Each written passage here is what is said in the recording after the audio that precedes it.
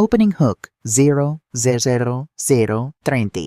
Mi nombre es Alejandra Morales. Tengo 67 años y hace exactamente 3 años mi hijo Miguel me escupió en la cara mientras le preparaba su comida favorita. En ese momento, con la saliva deslizándose por mi mejilla, tomé la decisión más importante de mi vida, dejar de ser la madre sacrificada que todos esperaban que fuera y convertirme en la mujer que merecía ser. Pero esta historia no comienza con el escupitajo. Comienza 40 años antes, cuando mi esposo Fernando murió en un accidente laboral dejándome sola con 2 niños pequeños y una montaña de deudas que parecía imposible de escalar. Sacrifice Narrative 030300. Era octubre del 1987. Miguel tenía apenas 3 años y Javier acababa de nacer. Recuerdo la mañana en que el supervisor de la empresa constructora tocó a mi puerta con su sombrero en las manos y esa expresión que ninguna esposa quiere ver. Señora Morales, lamento informarle que Fernando no me dejó terminar de escuchar. Algo dentro de mí ya sabía. El hombre que me había prometido envejecer juntos, el padre de mis hijos, se había ido para siempre. Y yo, Alejandra Morales, de 27 años, sin educación universitaria y sin experiencia laboral más allá de ayudar en la tienda de mi padre, tenía que descubrir cómo alimentar a 2 bocas hambrientas. La compensación de la empresa fue una burla 850,000 pesetas, aproximadamente unos 5,000 euros de hoy. Con ese dinero pagué el funeral de Fernando, saldé las deudas más urgentes y me quedé con lo justo para sobrevivir 3 meses. Después de eso solo quedaba mi determinación y mis manos. Encontré trabajo en una fábrica textil en Vallecas, en las afueras de Madrid. El turno comenzaba a las 6 de la mañana y terminaba a las 3 de la tarde. Ganaba 600 pesetas al día, apenas suficiente para el alquiler de nuestro pequeño apartamento de 2 habitaciones en Carabanchel. Pero yo no me rendía fácilmente. Financial Details 3:5. Por las tardes, después de recoger a los niños de casa de mi vecina, Carmen me sentaba en la mesa de la cocina y cosía ropa para las familias del barrio. Arreglaba dobladillos, surcía pantalones, confeccionaba vestidos para quinceañeras. Cobraba poco, pero cada peseta contaba. Miguel y Javier crecieron viéndome trabajar hasta que mis dedos sangraban. Literalmente. Recuerdo las noches en que las agujas me perforaban la piel porque estaba tan cansada que perdía la concentración. Me vendaba los dedos con tela y seguía cosiendo porque teníamos que comer, porque había que pagar la luz, porque mis hijos merecían algo mejor que la pobreza. Cada céntimo que ganaba lo dividía con precisión matemática: 40% para alquiler, 30% para comida, 15% para servicios, 10% para ropa y necesidades escolares y 5% para ahorro. Ese 5% era sagrado. Nadie tocaba esa lata de galletas María donde guardaba mi futuro. Durante 15 años viví así. 15 años sin vacaciones, sin ropa nueva para mí, sin salidas al cine, sin caprichos. Mientras otras madres del barrio se compraban un café en el bar o se hacían la permanente en la peluquería, yo guardaba cada moneda como si fuera oro. En el año 2002, con 42 años y las manos deformadas por décadas de coser, logré lo imposible: compré un apartamento. No era grande, 3 habitaciones en el barrio de Chamberí, pero era mío. Costó 180,000 euros, una fortuna para mí. Pedí una hipoteca de 150,000 euros y pagué 30,000 de entrada con mis ahorros de sangre y lágrimas. Miguel tenía 18 años entonces. Le recuerdo sentado en el sofá del apartamento nuevo, mirando alrededor con esa expresión que yo interpreté como orgullo. «Mamá, lo lograste», me dijo. Y yo lloré de felicidad, creyendo que mis sacrificios finalmente significaban algo para mis hijos. ¡Qué ingenua fui! Family Dynamics 5080. Miguel siempre fue diferente a Javier. Donde Javier era estudioso y disciplinado, Miguel era encantador pero perezoso. Javier terminó la universidad y se convirtió en ingeniero informático. Miguel abandonó la carrera de empresariales en 2º año porque no era para él. A los 24 años, Miguel se casó con Lucía, una chica dulce del barrio que trabajaba como cajera en Mercadona. Me gustaba Lucía. Era trabajadora, humilde y parecía querer sinceramente a mi hijo. Cuando nació Sofía, mi primera nieta, pensé que Miguel finalmente maduraría. La responsabilidad de ser padre lo haría sentar cabeza. Pero no fue así. Miguel trabajaba esporádicamente. 1 mes en una tienda de electrodomésticos, 3 meses en un almacén, 6 meses sin hacer nada mientras Lucía sostenía a la familia con su salario de 900 euros al mes. Yo les ayudaba como podía comprando pañales para Sofía, llevándoles comida, pagando alguna factura cuando estaban apurados. «Es temporal, mamá», me decía Miguel. «Estoy buscando algo mejor. No me voy a conformar con cualquier trabajo».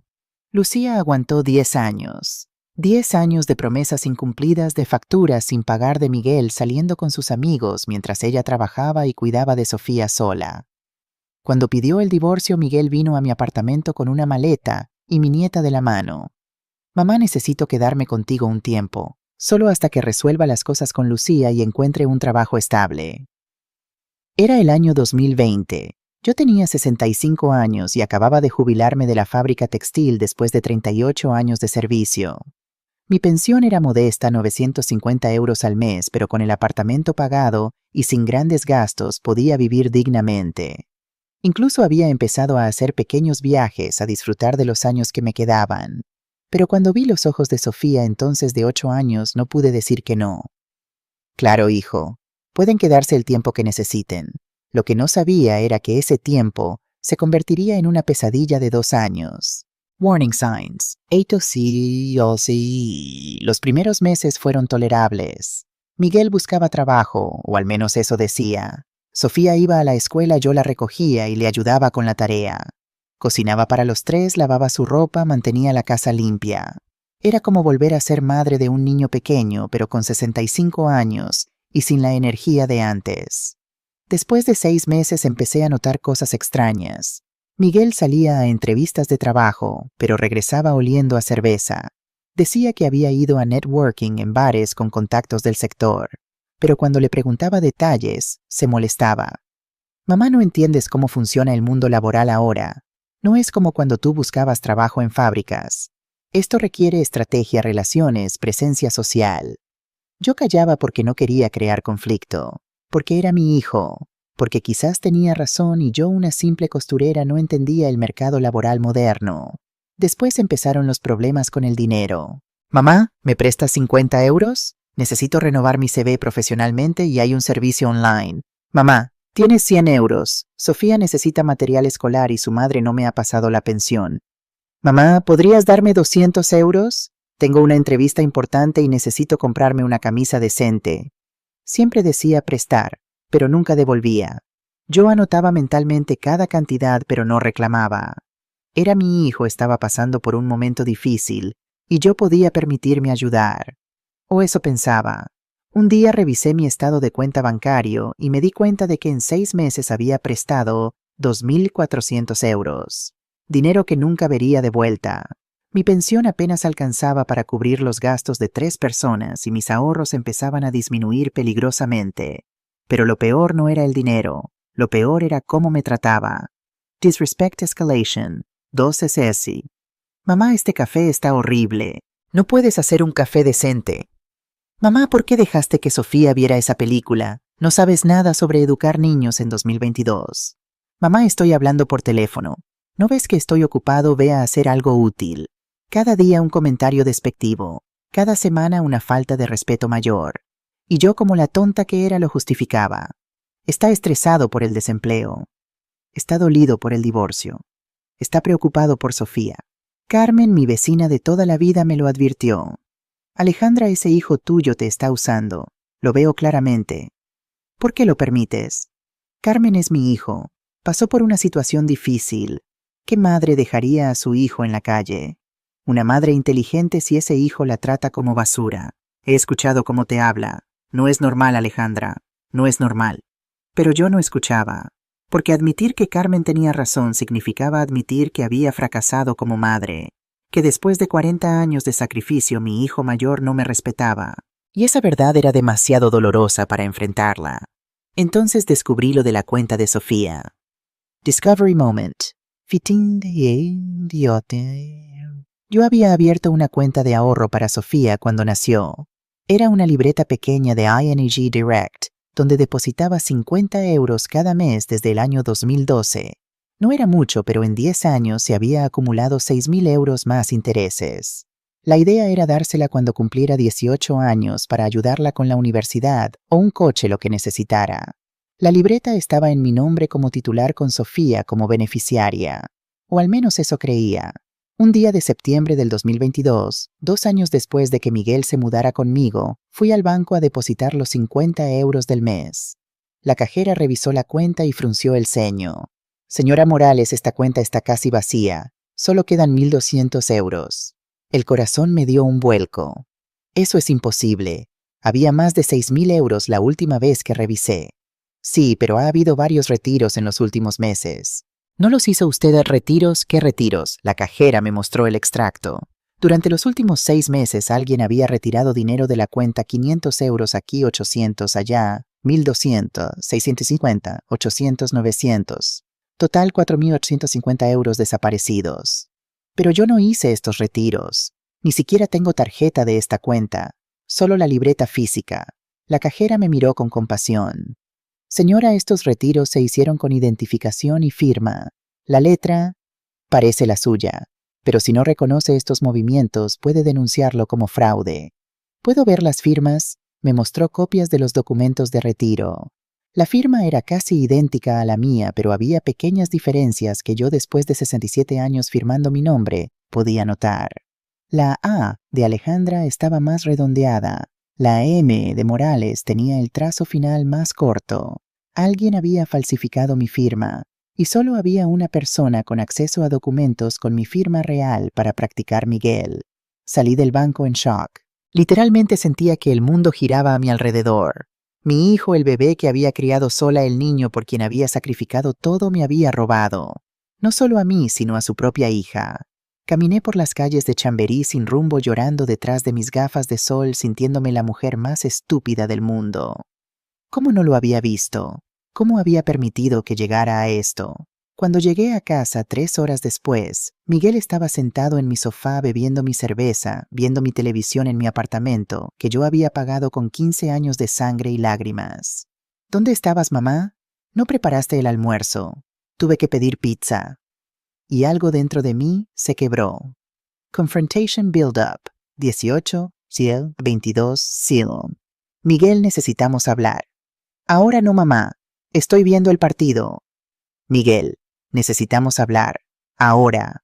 El tono de mi voz lo sorprendió. Me miró como si fuera la primera vez que me veía realmente en meses.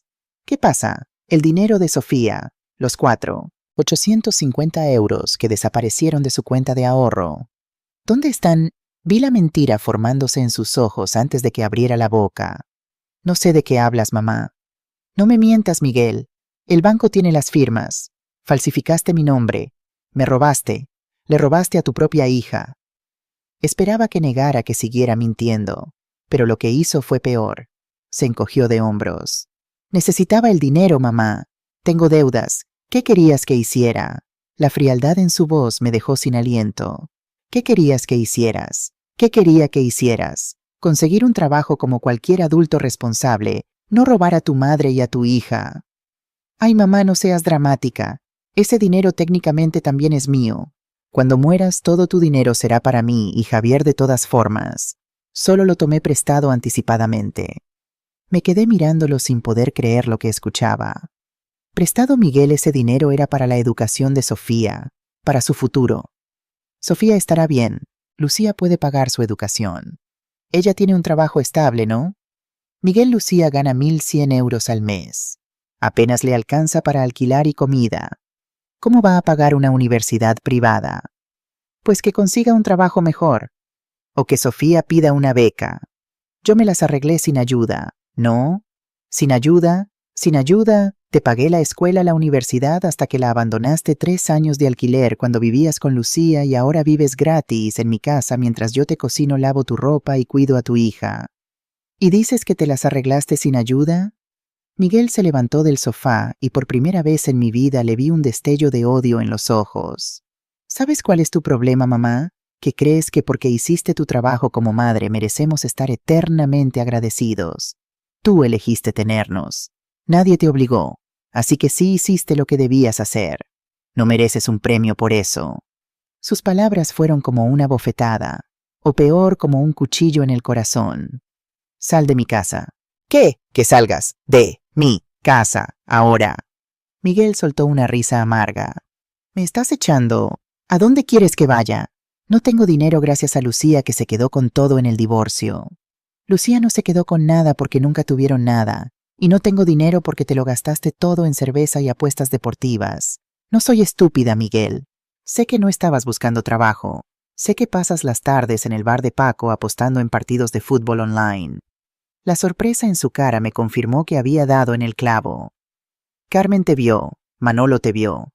Todo el barrio sabe lo que haces mientras yo te mantengo como si fueras un niño de 15 años. Pero tienes 36, Miguel. 36 años y viviendo de tu madre pensionista. Vete a la mierda, vieja. No necesito escuchar esto. Y entonces pasó. El escupitajo. 22-0-25-0. Me había dado la espalda caminando hacia su habitación cuando me atreví a decir una última cosa. Miguel, o buscas trabajo esta semana o tendré que pedirte que... Se giró tan rápido que no vi venir lo que pasó después. Escupió, directamente en mi cara. La saliva me golpeó la mejilla izquierda y empezó a deslizarse lentamente hacia mi mandíbula. Sentí el calor, la humedad, la absoluta degradación de ese acto. ¿Ves, mamá? Esto es lo que pienso de ti y de tus amenazas. Eres una vieja inútil que no sirve para nada más que estorbar. Deberías estar en una residencia de ancianos, no aquí jugando a ser importante. El tiempo se detuvo. Sofía estaba parada en el marco de la puerta de su habitación, con los ojos muy abiertos, conteniendo un grito. Carmen había abierto su puerta del apartamento de al lado, atraída por los gritos, y nos miraba con horror. Y yo, Alejandra Morales, de 67 años, madre sacrificada durante 40 años, estaba parada en mi propia sala de estar, con la saliva de mi hijo deslizándose por mi cara. Lentamente, muy lentamente, levanté mi mano y me limpié la mejilla con el dorso. Me quedé mirando la humedad en mi piel durante lo que pareció una eternidad. Cuando finalmente levanté la vista hacia Miguel, algo en mi mirada debe haberlo asustado porque dio un paso atrás. Mamá, sal de mi casa. Tienes 1 hora para empacar tus cosas y las de Sofía. Si en 1 hora sigues aquí, llamo a la policía. Mamá, no seas ridícula. ¿A dónde voy a ir? A mí no me importa. A un hotel, a un albergue, a dormir bajo un puente. Pero no pasarás una noche más bajo mi techo. Mi voz era calmada, fría, absolutamente desprovista de emoción. Y eso, más que cualquier grito, pareció finalmente hacerle entender que hablaba en serio. Bien, bien, no necesito tu caridad de mierda de todas formas. Entró a su habitación dando pisotones como un adolescente enrabietado y empezó a tirar cosas en una maleta. Sofía corrió hacia mí. Abuela, lo siento mucho. Papá no quiso... La abracé fuerte. Tú no tienes que disculparte por nada, mi amor. Nada de esto es tu culpa. ¿Nos vamos a ir?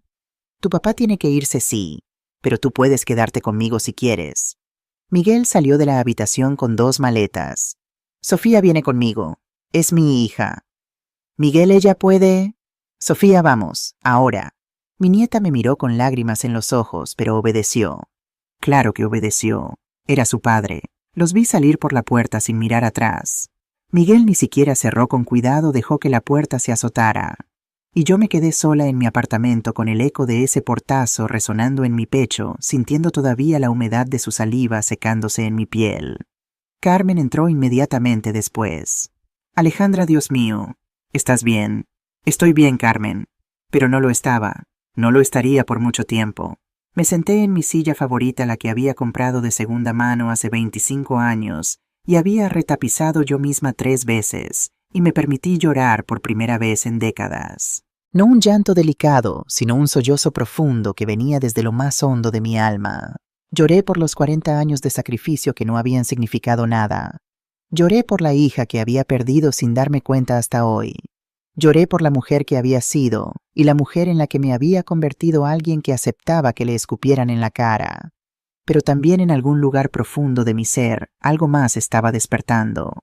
No era tristeza, no era autocompasión, era algo frío, duro y absolutamente decidido. Era furia, y esa furia me salvaría la vida. Aftermath, 25-0-28-0. Los días siguientes fueron los más oscuros de mi vida. Miguel no llamó para disculparse, no envió un mensaje, nada. Javier sí llamó desde Barcelona. Mamá Miguel me dijo que lo echaste de casa. ¿Qué pasó? ¿Eso te dijo? ¿Solo que lo eché? Dijo que tuvieron una discusión sobre dinero y que exageraste. Por supuesto que esa era su versión. Javier, tu hermano, me robó 450 euros de la cuenta de ahorros de Sofía. Falsificó mi firma, y cuando lo confronté me escupió en la cara. Silencio del otro lado de la línea. Mamá, eso no puede ser verdad. Miguel no haría. ¿Me estás diciendo que estoy mintiendo? No, mamá, solo. Es muy grave. Quizás hubo un malentendido. Quizás pensó que tenía permiso para usar ese dinero para emergencias. Emergencia en apuestas deportivas son emergencias. Cerveza en el bar de Paco es una emergencia. Mamá, no sé qué decirte. Siento mucho que estén peleados. Pero Miguel es mi hermano. No puedo tomar lados. No tomar lados significaba tomar el lado de Miguel. Lo entendí perfectamente. Entiendo, Javier. Gracias por llamar. Colgué antes de que pudiera responder. Esa noche Carmen vino con una botella de vino y nos sentamos en silencio en mi balcón mirando las luces de Madrid parpadear en la distancia. ¿Qué vas a hacer?, me preguntó finalmente. No lo sé, Carmen. Por primera vez en mi vida realmente no lo sé. Pero eso no era del todo cierto, porque en mi mente había comenzado a formarse un plan. No un plan completo, no todavía, pero los contornos de algo estaban tomando forma. Había dado a mis hijos todo. Mi juventud, mi salud, mi dinero, mi tiempo, mi amor incondicional. ¿Y qué había recibido a cambio? Robo, desprecio y saliva en mi cara. Pero yo, Alejandra Morales, no era solo una madre sacrificada. Era una sobreviviente. Había sobrevivido a la muerte de mi esposo, a 40 años de trabajo duro, a la pobreza, a la soledad. Y sobreviviría a esto también. Más que eso, prosperaría. Pero primero necesitaba información. Necesitaba saber exactamente con qué estaba lidiando, y para eso necesitaba hacer algo que nunca había hecho en mis 67 años de vida. Necesitaba convertirme en detective en mi propia vida. Investigation begins. 28/0/32/0. La mañana siguiente me desperté con un propósito claro. No más lágrimas, no más autocompasión. Era hora de actuar. Mi primer paso fue revisar todos mis documentos financieros. Y lo que descubrí me heló la sangre. En mi viejo escritorio de madera donde guardaba papeles importantes en carpetas organizadas, meticulosamente encontré cosas que no recordaba haber firmado. Un poder notarial a nombre de Miguel fechado, 6 meses atrás. El documento le daba acceso legal a mis cuentas bancarias en caso de emergencia médica o incapacidad. Pero yo nunca había firmado ese documento. Nunca había ido a ningún notario. La firma era buena, casi perfecta, pero sabía sin lugar a dudas que no era mía. ¿Cuántas veces Miguel había organizado mis papeles mientras yo dormía? ¿Cuántas veces me había pedido que firmara algo para la escuela de Sofía, que resultó ser otra cosa? Había sido tan cuidadoso, tan metódico. Encontré más. Una cita programada con un médico geriatra que yo no recordaba hacer. Un folleto de una residencia de ancianos llamada Residencia El Pinar, con notas manuscritas, precio 2.200 mes. Madre no necesita apartamento si está aquí. Vender apartamento el 420.000. La letra era de Miguel. Mi hijo había estado planeando esto. No durante semanas, sino durante meses. Robar el dinero de Sofía fue solo el comienzo. Su plan real era mucho más ambicioso: declararme incapaz, tomar control de mis finanzas, vender mi apartamento y meterme en una residencia. Los números eran claros. Si vendía el apartamento por 420.000 euros y me metía en una residencia pública donde usarían toda mi pensión, le quedarían más de 400.000 euros. Dividido entre él y Javier serían 200.000 cada uno. Una fortuna para alguien sin trabajo ni ética. Llamé al médico geriatra cuyo nombre aparecía en la cita. Buenos días, habla Alejandra Morales. Tengo una cita programada para la próxima semana que no recuerdo haber pedido. Ah, sí, señora Morales. Su hijo Miguel la programó. Dijo que usted había estado olvidando cosas últimamente y quería un chequeo preventivo. Ya veo. ¿Y qué le dijo exactamente mi hijo sobre mi condición? Bueno, mencionó episodios de confusión, olvidos frecuentes, dificultad para manejar dinero. Cosas típicas del inicio de demencia en personas de su edad. Quería un diagnóstico oficial para, cito, poder cuidarla apropiadamente. Demencia. Me estaba preparando el terreno para declararme demente. Doctor, cancele esa cita. No la necesito. Y si mi hijo llama nuevamente, por favor, infórmele que cualquier conversación sobre mi salud sin mi consentimiento explícito es una violación de confidencialidad médica. Colgué con las manos temblando. No de miedo, sino de rabia pura. Carmen tocó a mi puerta esa tarde y le conté todo lo que había descubierto. Dios mío, Alejandra, esto es criminal. Tienes que ir a la policía. No todavía. Primero necesito proteger mis activos, después justicia. ¿Qué vas a hacer? La miré a los ojos. Voy a hacer lo que debí hacer hace años, Carmen. Voy a defenderme. Capítulo 2. La preparación. Seeking Professional Help. 32-0-35-0. El lunes por la mañana me vestí con mi mejor traje azul marino, el que había usado solo 3 veces en funerales y graduaciones. Me peiné con cuidado y tomé el metro hasta el centro de Madrid. Mi destino era un bufete de abogados especializado en derecho de familia y protección de personas mayores que había encontrado buscando en Google durante toda la noche del domingo. Navarro en Asociados. Protegemos tus derechos en la tercera edad. El eslogan era exactamente lo que necesitaba escuchar. La recepcionista, una joven de unos 25 años con un piercing en la nariz, me miró con esa mezcla de compasión y subestimación que las personas jóvenes suelen tener hacia los ancianos. ¿Tiene cita, señora? No, pero es urgente. Necesito hablar con un abogado sobre abuso financiero de un familiar. Su expresión cambió inmediatamente. Ya no era compasión, era interés profesional. Déjeme ver si el señor Navarro tiene un espacio. Un momento, por favor. 15 minutos después estaba sentada frente a Mateo Navarro, un hombre de unos 58 años con pelo gris perfectamente cortado, gafas de diseñador y una expresión que irradiaba competencia. Señora Morales, cuénteme qué está sucediendo. Y se lo conté todo. El escupitajo, el dinero robado, los documentos falsificados, el plan de declararme incapaz. Lo dije sin lágrimas, con voz firme, presentando los hechos como evidencia. Cuando terminé, Mateo estaba inclinado hacia adelante tomando notas rápidamente en su iPad. Señora Morales, lo que me está describiendo es un caso clásico de abuso financiero hacia personas mayores. En España esto es un delito penal bajo el artículo 250 del Código Penal. Su hijo podría enfrentar entre 1 y 6 años de prisión, además de la obligación de restituir el dinero. Sentí una satisfacción fría al escuchar eso. ¿Qué puedo hacer? Varias cosas y las haremos todas simultáneamente. Primero, presentaremos una denuncia penal ante la policía. Segundo, revocaremos inmediatamente ese poder notarial falso. Tercero, cambiaremos el acceso a todas sus cuentas bancarias y documentos importantes. Cuarto, solicitaremos una orden de alejamiento si es necesario. ¿Cuánto costará todo esto? Y mi tarifa estándar es 200 por hora, pero para casos de abuso de ancianos tengo una tarifa reducida de 150. Estimaría que necesitaremos entre 20 y 30 horas para resolver esto completamente. Entre 3.000 y 4.500 en total. Era mucho dinero, casi toda mi pensión de 4 meses, pero valía cada céntimo. Hagámoslo. Todo. Mateo sonrió por primera vez. Excelente. Voy a necesitar que firme algunos documentos dándome poder para actuar en su nombre. Y señora Morales, una cosa más. ¿Sí? Voy a necesitar que me prometa algo. A partir de ahora usted no habla con su hijo sin que yo esté presente. No responde llamadas, no responde mensajes, nada. Si él intenta contactarla, documenta el intento y me lo informa. ¿Entendido? Entendido. Bien, porque lo que vamos a hacer va a molestarlo mucho. Y necesito que usted esté protegida durante todo el proceso. La forma en que dijo protegida me hizo entender la gravedad real de la situación. Mi hijo no solo era un ladrón y un abusador. Potencialmente era peligroso. Financial Lockdown, 35-0-38-0.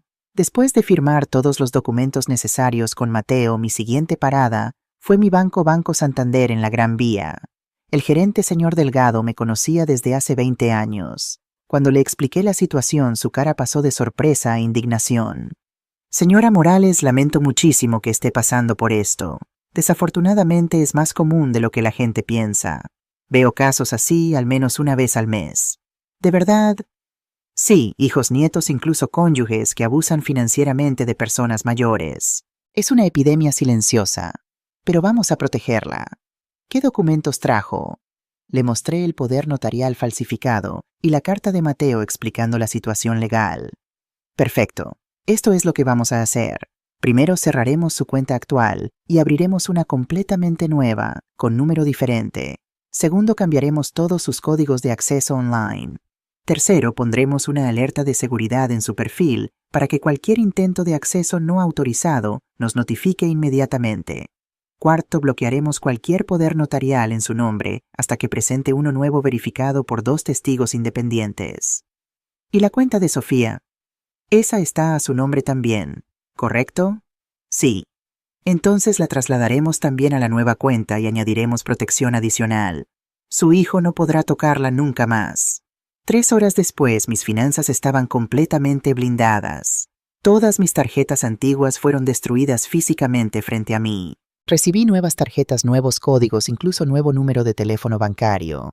El señor Delgado me acompañó hasta la puerta. Señora Morales, una última cosa. Si su hijo intenta acceder a sus cuentas antiguas, será notificado inmediatamente como intento de fraude. Mantendremos las cuentas antiguas abiertas con Z0 como trampa para documentar cualquier intento de acceso ilegal. Esa evidencia será muy útil para su abogado. Era perfecto. Miguel no solo estaría bloqueado, sino que si intentaba robarme nuevamente, quedaría documentado automáticamente. Salí del banco sintiendo algo que no había sentido en meses: poder. Control sobre mi propia vida. Y esto era solo el comienzo. Evidence Gathering, 38. 042. Durante la siguiente semana me convertí en alguien que nunca pensé que sería una investigadora. Revisé cada rincón de mi apartamento buscando evidencia.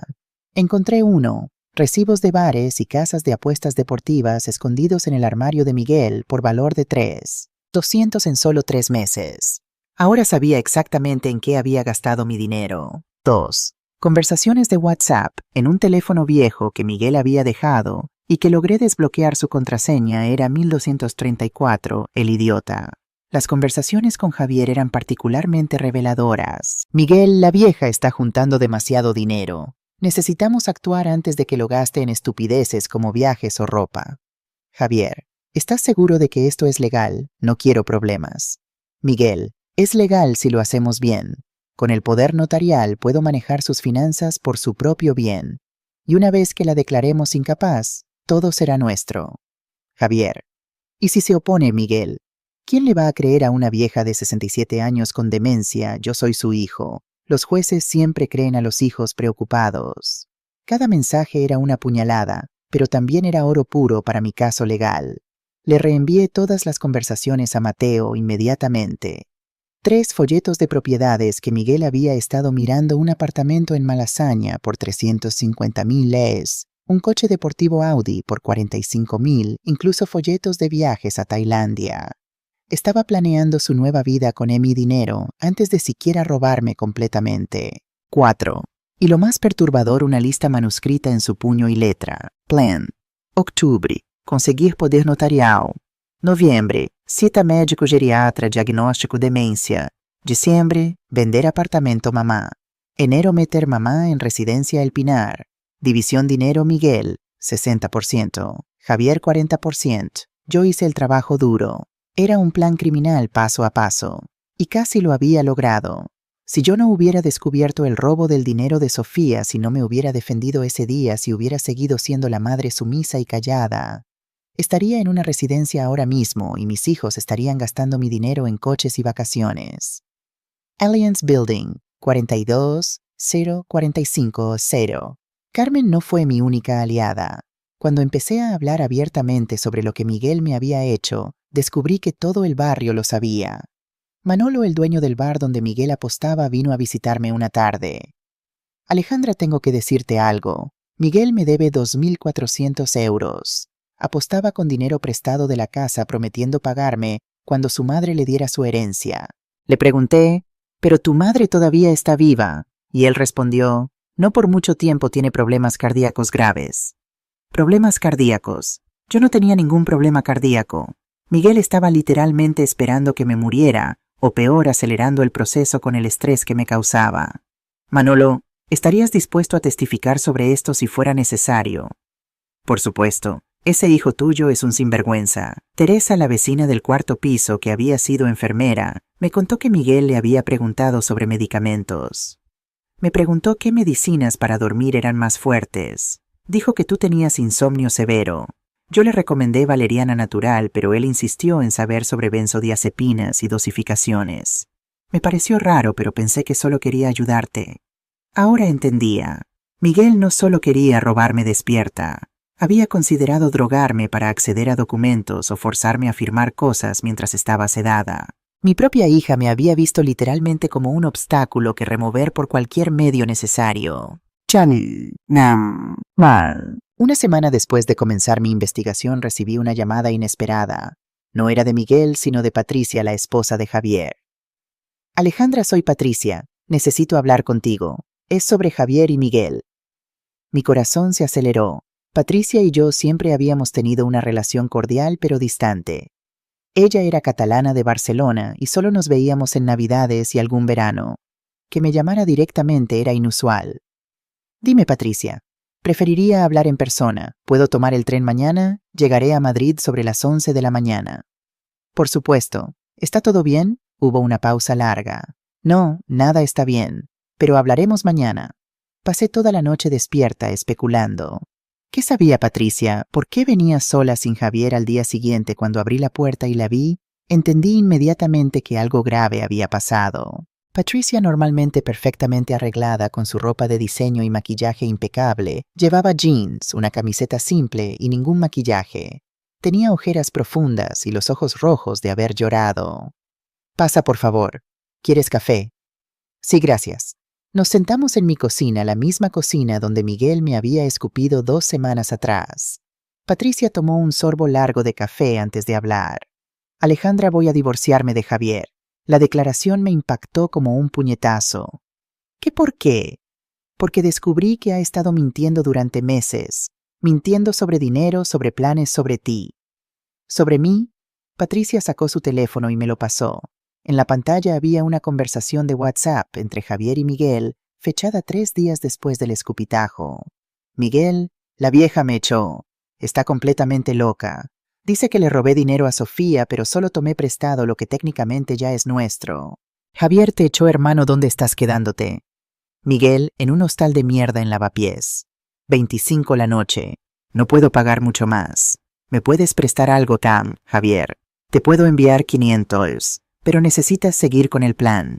Una vez que vendamos su apartamento tendremos suficiente para los dos. Miguel, el problema es que ahora está consciente. Cambió sus contraseñas bancarias. Bloqueó las cuentas. Incluso fue a un abogado. Javier, ¿cómo sabes eso? Miguel Manolo del bar me contó. Vio al abogado recogerla en un taxi. Un tipo elegante con maletín. Esto se está complicando. Javier, necesitamos actuar más rápido entonces. Y si declaramos que es incompetente por razones de salud mental, con 2 hijos declarando que tiene demencia, ningún juez la va a creer a ella. Miguel, ¿estarías dispuesto a mentir en un juicio? Javier, hermano, estamos hablando de 200,000 cada uno. Por esa cantidad declaro lo que sea necesario. Leí la conversación 3 veces sintiendo cómo la traición se profundizaba con cada palabra. Javier, mi hijo. Bueno.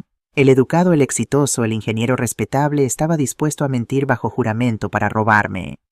Hay más, dijo Patricia con voz temblorosa.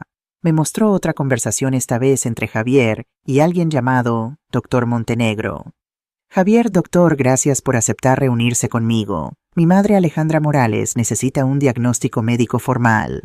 Dr. Montenegro, ¿cuáles son los síntomas que ha observado Javier? Olvidos frecuentes, confusión sobre fechas, dificultad para manejar dinero, cambios de personalidad repentinos, típicos de demencia senil temprana.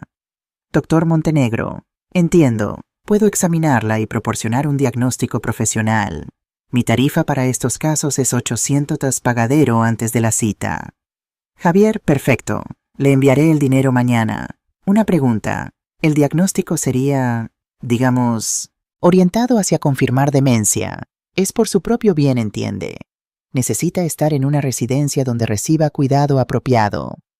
Doctor Montenegro, señor Morales, no puedo garantizar un diagnóstico específico, pero si los síntomas que describe son reales, mi evaluación profesional reflejará eso.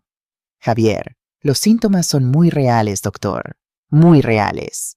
Era un soborno. Javier había encontrado un médico sin ética dispuesto a diagnosticarme demencia a cambio de dinero basándose en síntomas completamente inventados.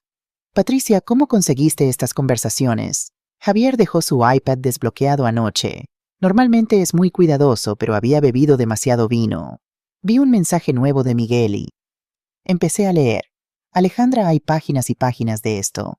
Planeando, conspirando, calculando cuánto dinero obtendrían de ti. ¿Él sabe que lo descubriste? No, me fui esta mañana mientras dormía. Le dejé una nota diciendo que iba a visitar a mi madre en Girona por unos días. Necesitaba tiempo para pensar y necesitaba advertirte. ¿Por qué me adviertes? Él es tu marido. Patricia me miró con lágrimas en los ojos. Porque esto está mal, Alejandra. Completamente mal. Yo vengo de una familia humilde. Mis padres trabajaron duro toda su vida para darnos algo a mí y a mis hermanos. La idea de robarles, de mentir sobre su salud mental, de meterlos en una residencia para quedarnos con su dinero, es monstruoso. No puedo estar casada con alguien capaz de eso. Tomé su mano sobre la mesa. Gracias por decirme. Sé que no fue fácil. Hay algo más que necesitas saber. Javier ya pagó al doctor Montenegro. La cita está programada para dentro de 2 semanas. Van a intentar llevarte probablemente con alguna excusa y ese médico te va a diagnosticar demencia sin importar cómo respondas sus preguntas. Con ese diagnóstico pueden iniciar un proceso legal para declararte incapaz. Twist 4 Revelation 4080. Le conté a Patricia sobre mi abogado, sobre las evidencias que había reunido sobre el plan de Miguel que había encontrado. Ella escuchó todo con expresión cada vez más horrorizada. Alejandra, yo no sabía nada de esto hasta anoche. Tienes que creerme. Javier me decía que estaban preocupados por tu bienestar, que querían asegurarse de que estuvieras cuidada en tu vejez. Sonaba preocupación legítima, no esto. Te creo, Patricia. Fueron muy cuidadosos de esconder sus verdaderas intenciones. ¿Qué vas a hacer? Voy a destruirlos legalmente, pero necesito tu ayuda. Lo que necesites. Necesito que copies todas esas conversaciones y me las envíes. Necesito que documentes todo, fechas, cantidades de dinero, nombres de personas involucradas. Y necesito que estés dispuesta a testificar si llega a juicio. Patricia no dudó ni un segundo. Hecho, todo eso lo haré hoy mismo. Pasamos las siguientes 3 horas yendo sistemáticamente a través del iPad de Javier, que Patricia había tenido la presencia de ánimo de traer consigo. Encontramos una mina de oro de evidencia. Transferencias bancarias de Javier a Miguel, 2.400 en total durante los últimos 3 meses. Correos con agentes inmobiliarios preguntando sobre el valor de mercado de apartamentos en Chamberí. Una hoja de cálculo detallada titulada Distribución de activos, mamá, que dividía meticulosamente mi patrimonio, apartamento, ahorros, pensión futura hasta mis joyas. Conversaciones con un abogado diferente al doctor Montenegro, preguntando sobre el proceso legal para declarar a alguien incapaz contra su voluntad. Y lo más perturbador, una conversación entre Javier y Miguel sobre acelerar el proceso natural. Miguel, si tuviera un accidente, digamos una caída en las escaleras, todo esto sería más rápido.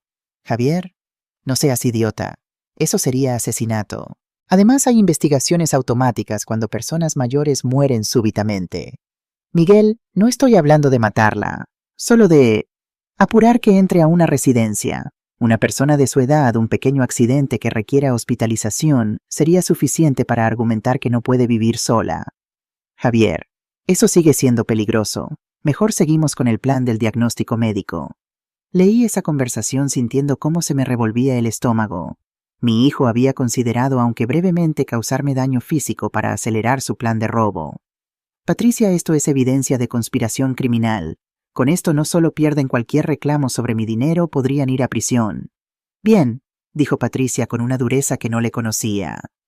Que vayan, merecen pagar por esto. Llamé inmediatamente a Mateo, mi abogado. Le expliqué la nueva evidencia y la voluntad de Patricia de testificar. Señora Morales, esto cambia todo. Ya no estamos hablando solo de fraude financiero. Estamos hablando de conspiración, falsificación de documentos médicos, potencialmente intento de coacción. Sus hijos podrían enfrentar entre 3 y 5 años de prisión cada uno. ¿Qué necesitas que haga? Primero, Patricia necesita hacer una declaración oficial ante notario sobre cómo obtuvo esta información y que no fue por medios ilegales. Segundo, necesito copias forenses de todos estos mensajes certificadas por un perito informático. Tercero, vamos a adelantar nuestra estrategia. Ya no esperamos a que ellos actúen. Actuamos nosotros primero. ¿Qué significa eso? Significa, señora Morales, que vamos a la ofensiva total. The Counter-Strike. 860-260. Los siguientes días fueron un torbellino de actividad legal. Mateo trabajó como un demonio preparando documentos, contactando peritos, coordinando con la policía. Mientras tanto, yo hice algo que nunca pensé que haría: contraté a un detective privado. Su nombre era Ramón Cortés, un ex policía de 52 años que ahora trabajaba de forma independiente. Mateo me lo recomendó como el mejor en Madrid para casos de fraude familiar. Señora Morales, me dijo Ramón en nuestra primera reunión en su oficina en Malasaña, he investigado docenas de casos como el suyo, hijos que roban a sus padres. Y déjeme decirle algo, su caso tiene una particularidad interesante. ¿Cuál de? Usted tiene recursos, no solo financieros sino emocionales. Muchas víctimas de abuso familiar están tan rotas psicológicamente que no pueden defenderse. Pero usted, después de todo lo que le hicieron, sigue luchando. Eso es raro. Y eso significa que podemos ganar esto completamente. ¿Qué necesitas de mí? Libertad para investigar. Voy a seguir a Miguel, documentar sus actividades, sus gastos, sus contactos. Voy a encontrar evidencia física de sus crímenes que complementen los mensajes de texto. Y voy a hacerlo de forma completamente legal para que todo sea admisible en corte. ¿Cuánto cobras? 800 por día más gastos. Estimaría que necesitamos una semana, quizás 2.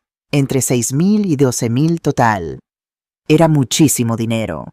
Pero Mateo había sido claro: con el nivel de conspiración que habíamos descubierto, necesitábamos evidencia irrefutable. Hazlo. Durante la siguiente semana, mientras Ramón seguía a Miguel, yo trabajé en otro frente asegurando mi salida, porque había tomado una decisión. No me quedaría en Madrid. No viviría en la misma ciudad donde mis hijos conspiraban contra mí, donde cada esquina me recordaba la traición. Necesitaba empezar de nuevo completamente. Y sabía exactamente dónde. Planning the Escape, 12/13/16. Había una persona en mi vida que siempre había estado ahí incluso cuando mis propios hijos no lo estuvieron. Isabel Ruiz, mi mejor amiga desde que teníamos 20 años. Isabel y yo nos conocimos en la fábrica textil en 1977. Ella tenía 18, yo 20. Trabajábamos en estaciones adyacentes cosiendo el mismo tipo de blusas día tras día. Nos hicimos amigas inmediatamente, compartiendo sueños, miedos, esperanzas durante los descansos de 15 minutos que nos daban. Cuando Fernando murió, Isabel fue quien me sostuvo durante el funeral. Cuando no tenía dinero para comida, Isabel casualmente siempre cocinaba demasiado y me traía sobras. Cuando Miguel nació y yo no podía permitirme ropa de bebé, Isabel encontró cajas enteras de ropa que ya no necesitaba. Hace 15 años Isabel se había mudado a Sevilla después de casarse con un empresario textil sevillano. Abrió su propia boutique de ropa para mujeres maduras, Elegancia Plateada, y por lo que me contaba en nuestras llamadas mensuales le iba muy bien. La llamé un martes por la noche. Isabel, soy Alejandra. Alejandra, qué sorpresa. Normalmente llamas los domingos. ¿Todo bien? No, nada está bien. Necesito contarte algo y necesito tu ayuda. Le conté todo. El escupitajo, el robo, la conspiración, los planes de declararme incapaz. Isabel escuchó en silencio y cuando terminé hubo una pausa larga. Alejandra Morales, esos hijos tuyos son unos cabrones de mierda. A pesar de todo me reí. Isabel siempre había sido directa. Sí, lo son. ¿Qué necesitas? Necesito salir de Madrid. Necesito empezar de nuevo en algún lugar donde ellos no puedan encontrarme fácilmente, donde pueda vivir en paz. Y pensé en Sevilla. Vienes a Sevilla, ya. No en un mes, no en una semana. Ahora. Isabel, no quiero ser una carga. Alejandra cierra la boca. Hace 47 años me salvaste cuando no tenía dónde vivir después de que mi padre me echó por quedarme embarazada. Me dejaste quedarme en tu habitación durante 4 meses hasta que encontré otro lugar. ¿Recuerdas? Lo recordaba. Isabel había tenido un aborto espontáneo a las 12 semanas, uno de los momentos más oscuros de su vida, y yo había estado ahí cada noche sosteniéndola mientras lloraba. Por supuesto que lo recuerdo. Entonces no me insultes sugiriendo que ayudarte ahora sería una carga. Vienes a Sevilla, vives conmigo el tiempo que necesites y además tengo una propuesta de trabajo para ti. Mi boutique está creciendo. Necesito a alguien con experiencia en costura y atención al cliente. Alguien que entienda a mujeres de nuestra edad, sus inseguridades, sus necesidades. Básicamente te necesito a ti. Te pagaría 1.400 al mes para empezar con posibilidad de sociedad si funciona bien. No podía creerlo. No solo un lugar donde escapar, sino un propósito, un trabajo, un futuro. Isabel, yo no he trabajado en 5 años desde que me jubilé. Y yo no había dirigido un negocio hasta hace 15 años y mira, la boutique factura 300,000 pounds al año. No necesitas experiencia reciente. Necesitas corazón y tú tienes más corazón que nadie que conozco. Entonces, ¿cuándo vienes? Necesito 2 semanas para arreglar las cosas legales aquí. Después voy. Perfecto. Tu habitación te está esperando. Y Alejandra, una cosa más. Esos hijos tuyos van a buscar venganza cuando descubran lo que estás haciendo. Necesitas estar preparada para eso. Lo sé. Por eso tengo un abogado muy bueno. Bien, porque si intentan joderte, tendrán que joderse conmigo también. Y yo peleo sucio. Colgué sintiendo algo que no había sentido en meses esperanza. Ramon's Findings, 16/00/2000. Una semana después, Ramón me llamó para una reunión urgente. Señora Morales, necesita ver esto. En su oficina me mostró el resultado de su vigilancia. Tenía fotografías, videos, grabaciones de audio recibos. Era un dossier completo de los crímenes de Miguel. Su hijo, comenzó Ramón, no solo es un ladrón, es un jugador compulsivo con deudas de 18, con casas de apuestas online ilegales. Aquí están los extractos bancarios que pude obtener legalmente a través de un contacto en fraude financiero. Me mostró páginas y páginas de transacciones 500 a BetWinners, 800 a Lucky Strike Gaming, 1,200 a Royal Flush Online Casino, todas ilegales en España sin licencia apropiada. La mayoría de estos sitios son operaciones criminales. Y cuando no puede pagar envían cobradores. Físicos.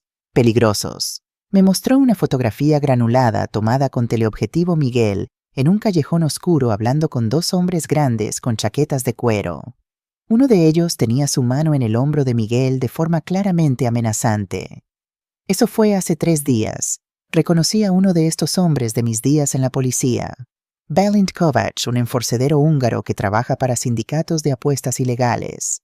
Cobra deudas usando intimidación y violencia si es necesario. Dios mío. Señora Morales, su hijo no solo quería robarle por avaricia. Necesitaba su dinero desesperadamente, o estos hombres lo iban a lastimar. Posiblemente gravemente. ¿Eso justifica lo que hizo? Por supuesto que no. Solo explica la urgencia. Pero hay más. Me mostró otra serie de fotografías Miguel entrando a una clínica médica en Aravaca. Esta es la clínica del Dr. Montenegro, el mismo médico que iba a diagnosticarla con demencia. Fui a investigar. Montenegro perdió su licencia médica en 2018 por conducta poco ética, específicamente por proporcionar diagnósticos falsos a cambio de dinero. Ahora opera una clínica de consultoría que técnicamente no practica medicina, pero ofrece evaluaciones de salud que la gente usa para propósitos legales. ¿Es legal eso? Existe en un área gris. Sus evaluaciones no son documentos médicos oficiales, pero la gente los usa como si lo fueran en casos de familia. Y jueces no informados a veces los aceptan. Entonces el diagnóstico de demencia que iban a usar contra mí no sería ni siquiera de un médico real. Exacto. Y eso va a ser crucial en corte. Puedo testificar sobre la naturaleza fraudulenta de Montenegro y tengo documentación de otros casos donde hizo lo mismo. Ramón me mostró más videos de Miguel en bares apostando en máquinas tragamonedas ilegales gastando dinero en alcohol cuando supuestamente no tenía ni para pagar un hostal decente. Recibos de compras caras, una chaqueta de 400 zapatos de 250 cenas en restaurantes caros. Todo esto mientras lloraba pobreza y le robaba a usted, comentó Ramón con disgusto. Pero la pieza más impactante vino al final. Señora Morales, su hijo ha estado vendiendo cosas que robó de su apartamento. ¿Qué? Me mostró capturas de pantalla de Wallapop y eBay, mis joyas antiguas que Fernando me había regalado, el reloj de oro de mi padre, incluso algunos de mis electrodomésticos buenos. Todo vendido por Miguel en mercados de segunda mano. Esto es evidencia directa de robo. Y como todas estas cosas están documentadas como suyas en su seguro de hogar, es un caso abierto y cerrado. La traición no tenía fondo.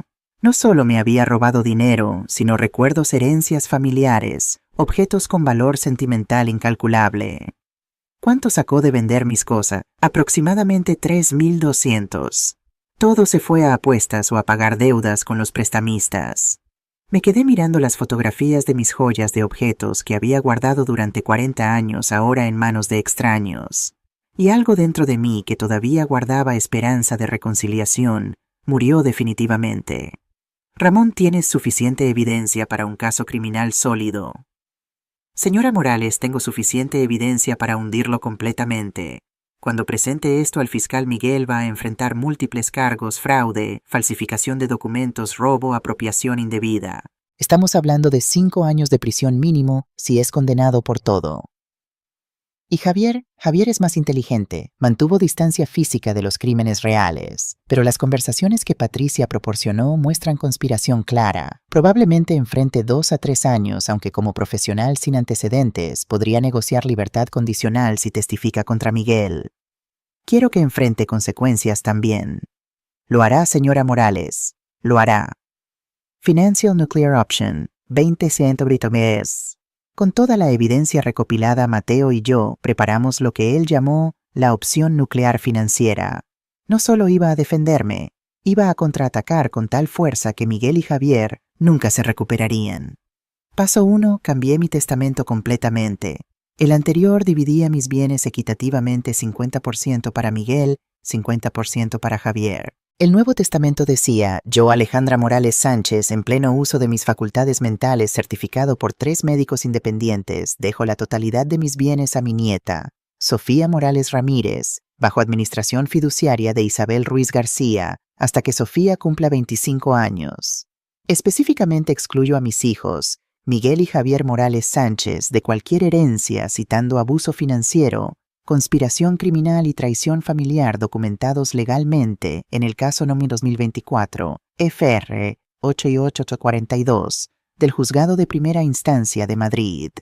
Agregué una cláusula adicional que Mateo sugirió: si cualquiera de mis hijos intenta impugnar este testamento, será considerado automáticamente culpable de acoso legal y el patrimonio destinará 20,000 BES para defender la impugnación, cantidad que será deducida de cualquier herencia futura que pudieran recibir de otras fuentes familiares. Era hermoso en su simplicidad. Si intentaban pelear legalmente, perderían dinero incluso si ganaban. Paso 2. Vendí el apartamento, no a cualquiera. A través de contactos de Mateo encontré una compradora perfecta, una mujer de 45 años divorciada, que buscaba exactamente un apartamento como el mío en Chamberí para empezar su nueva vida. Le conté mi historia y ella no solo ofreció el precio completo de 420,000, sino que aceleró el proceso de cierre para que se completara en 21 días en lugar de los típicos 60-90 días. Señora Morales, me dijo durante la firma, lo que sus hijos le hicieron es imperdonable, y poder comprar este apartamento sabiendo que el dinero va a ayudarla a escapar de ellos, eso me hace feliz. Haga que paguen. Lo haré, le prometí. Paso 3. El dinero de la venta no fue a una cuenta bancaria normal. Mateo lo puso en un fideicomiso irrevocable para Sofía, administrado por un banco independiente. Miguel y Javier no podían tocarlo, ni siquiera podían ver cuánto había. Guardé 50,000 en efectivo para mis gastos de mudanza y establecimiento en Sevilla. El resto, 370,000 PAUs, después de pagar comisiones y gastos legales, estaba completamente protegido para mi nieta. Paso 4. Preparé documentación médica irrefutable. Mateo me envió a 3 médicos diferentes: un geriatra del Hospital Ramón y Cajal, un psiquiatra de la Clínica Universitaria de Navarra y un neurólogo del Hospital 12 de Octubre. Los 3 me hicieron exámenes exhaustivos, pruebas cognitivas, escaneos cerebrales, evaluaciones psicológicas. Los 3 emitieron certificados idénticos. La paciente Alejandra Morales Sánchez, de 67 años, muestra funciones cognitivas completamente normales para su edad. No hay evidencia de demencia, deterioro cognitivo o cualquier condición que afecte su capacidad de tomar decisiones financieras o legales. La paciente está perfectamente capacitada para manejar sus propios asuntos. Cada certificado costó 400. los 1.200 mejor gastados de mi vida. Paso 5. Mateo preparó las denuncias criminales. No una, sino 5. 1. Denuncia contra Miguel por fraude financiero, robo de 4.850 de la cuenta de Sofía. 2. Denuncia contra Miguel por falsificación de documentos. El poder notarial falso. 3. Denuncia contra Miguel por robo, las joyas y objetos vendidos. 4. Denuncia contra Miguel y Javier por conspiración para cometer fraude. 5. Denuncia contra Docaor Montenegro por ejercicio ilegal de la medicina y fraude. Todas con evidencia exhaustiva, extractos bancarios, mensajes de WhatsApp, fotografías de Ramón, declaración jurada de Patricia, testimonios de vecinos. Cuando presente esto, me dijo Mateo, no hay marcha atrás. Sus hijos enfrentarán cargos criminales. Habrá investigación policial posible, arresto, juicio. Está absolutamente segura. Pensé en el escupitajo, en las joyas de mi padre vendidas por 200, en el plan de drogarme y declararme loca, en 40 años de sacrificio escupidos en mi cara literalmente. Estoy segura. Háganlo todo. The Departure, 24 Seattle, 28 Gerard. Mi último día en Madrid fue el 15 de noviembre de 2024. Había vivido en esa ciudad durante 67 años. Había criado a mis hijos, ahí enterrado a mi esposo, ahí trabajado 40 años ahí. Cada calle tenía un recuerdo, pero también tenía fantasmas. Me desperté a las 5 de la mañana como siempre. Preparé café en mi cafetera italiana, la misma que Fernando me regaló en nuestro primer aniversario. Esa venía conmigo a Sevilla. Algunas cosas eran demasiado preciosas para dejar. A las 6 a.m., Carmen tocó mi puerta. Había insistido en ayudarme a empacar las últimas cosas. No puedo creer que realmente te vas, dijo mientras envolvíamos platos en papel periódico. Yo tampoco, pero necesito hacerlo, Carmen. Si me quedo siempre estaré mirando sobre mi hombro, esperando que Miguel aparezca, esperando que Javier intente algo. En Sevilla puedo respirar. Lo entiendo. Solo te voy a extrañar terriblemente. Yo también, pero me visitarás, ¿verdad? Por supuesto. Y tú volverás a visitarme. Esto no es adiós para siempre. Pero ambas sabíamos que algo se estaba terminando. Una era completa de mi vida estaba cerrando. A las 10 a.m. llegó el camión de mudanzas.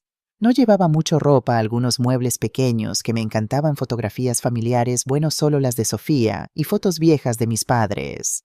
Las de Miguel y Javier, las dejé, mis herramientas de costura, libros, mi máquina de coser Singer de 1985. Todo cabía en un camión mediano. 67 años de vida en un camión mediano. El conductor fue eficiente. En 2 horas todo estaba cargado. Llegará a Sevilla mañana por la tarde, señora. Le llamaré 2 horas antes para coordinar la entrega. Perfecto, gracias. Mi tren salía a las 3 p.m. de la estación de Atocha. Carmen insistió en acompañarme. Mientras el taxi nos llevaba por las calles de Madrid, yo miraba todo como si fuera la primera vez. O la última. La puerta de Alcalá brillando bajo el sol de noviembre. El Retiro con sus árboles perdiendo las últimas hojas otoñales. La Gran Vía llena de gente apurada, siempre apurada. ¿Vas a decirles a tus hijos que te vas?, preguntó Carmen. No, Mateo presentará las denuncias criminales mañana a primera hora. Para cuando se enteren de dónde estoy, ya estaré establecida en Sevilla, y ellos estarán demasiado ocupados lidiando con la policía para venir a buscarme. ¿Y Sofía? Esa pregunta me dolió. Sofía, mi nieta inocente, atrapada en medio de esta guerra familiar. Le escribí una carta. Mateo se asegurará de que la reciba directamente, no a través de Miguel. Le explico todo, que no la estoy abandonando, que esto no es su culpa, que siempre puede contar conmigo. Y le di mi nuevo número de teléfono. Cuando quiera hablar conmigo puede, sin Miguel de intermediario. En la estación de Atocha, Carmen y yo nos abrazamos por largo tiempo. Alejandra Morales, eres la mujer más fuerte que conozco.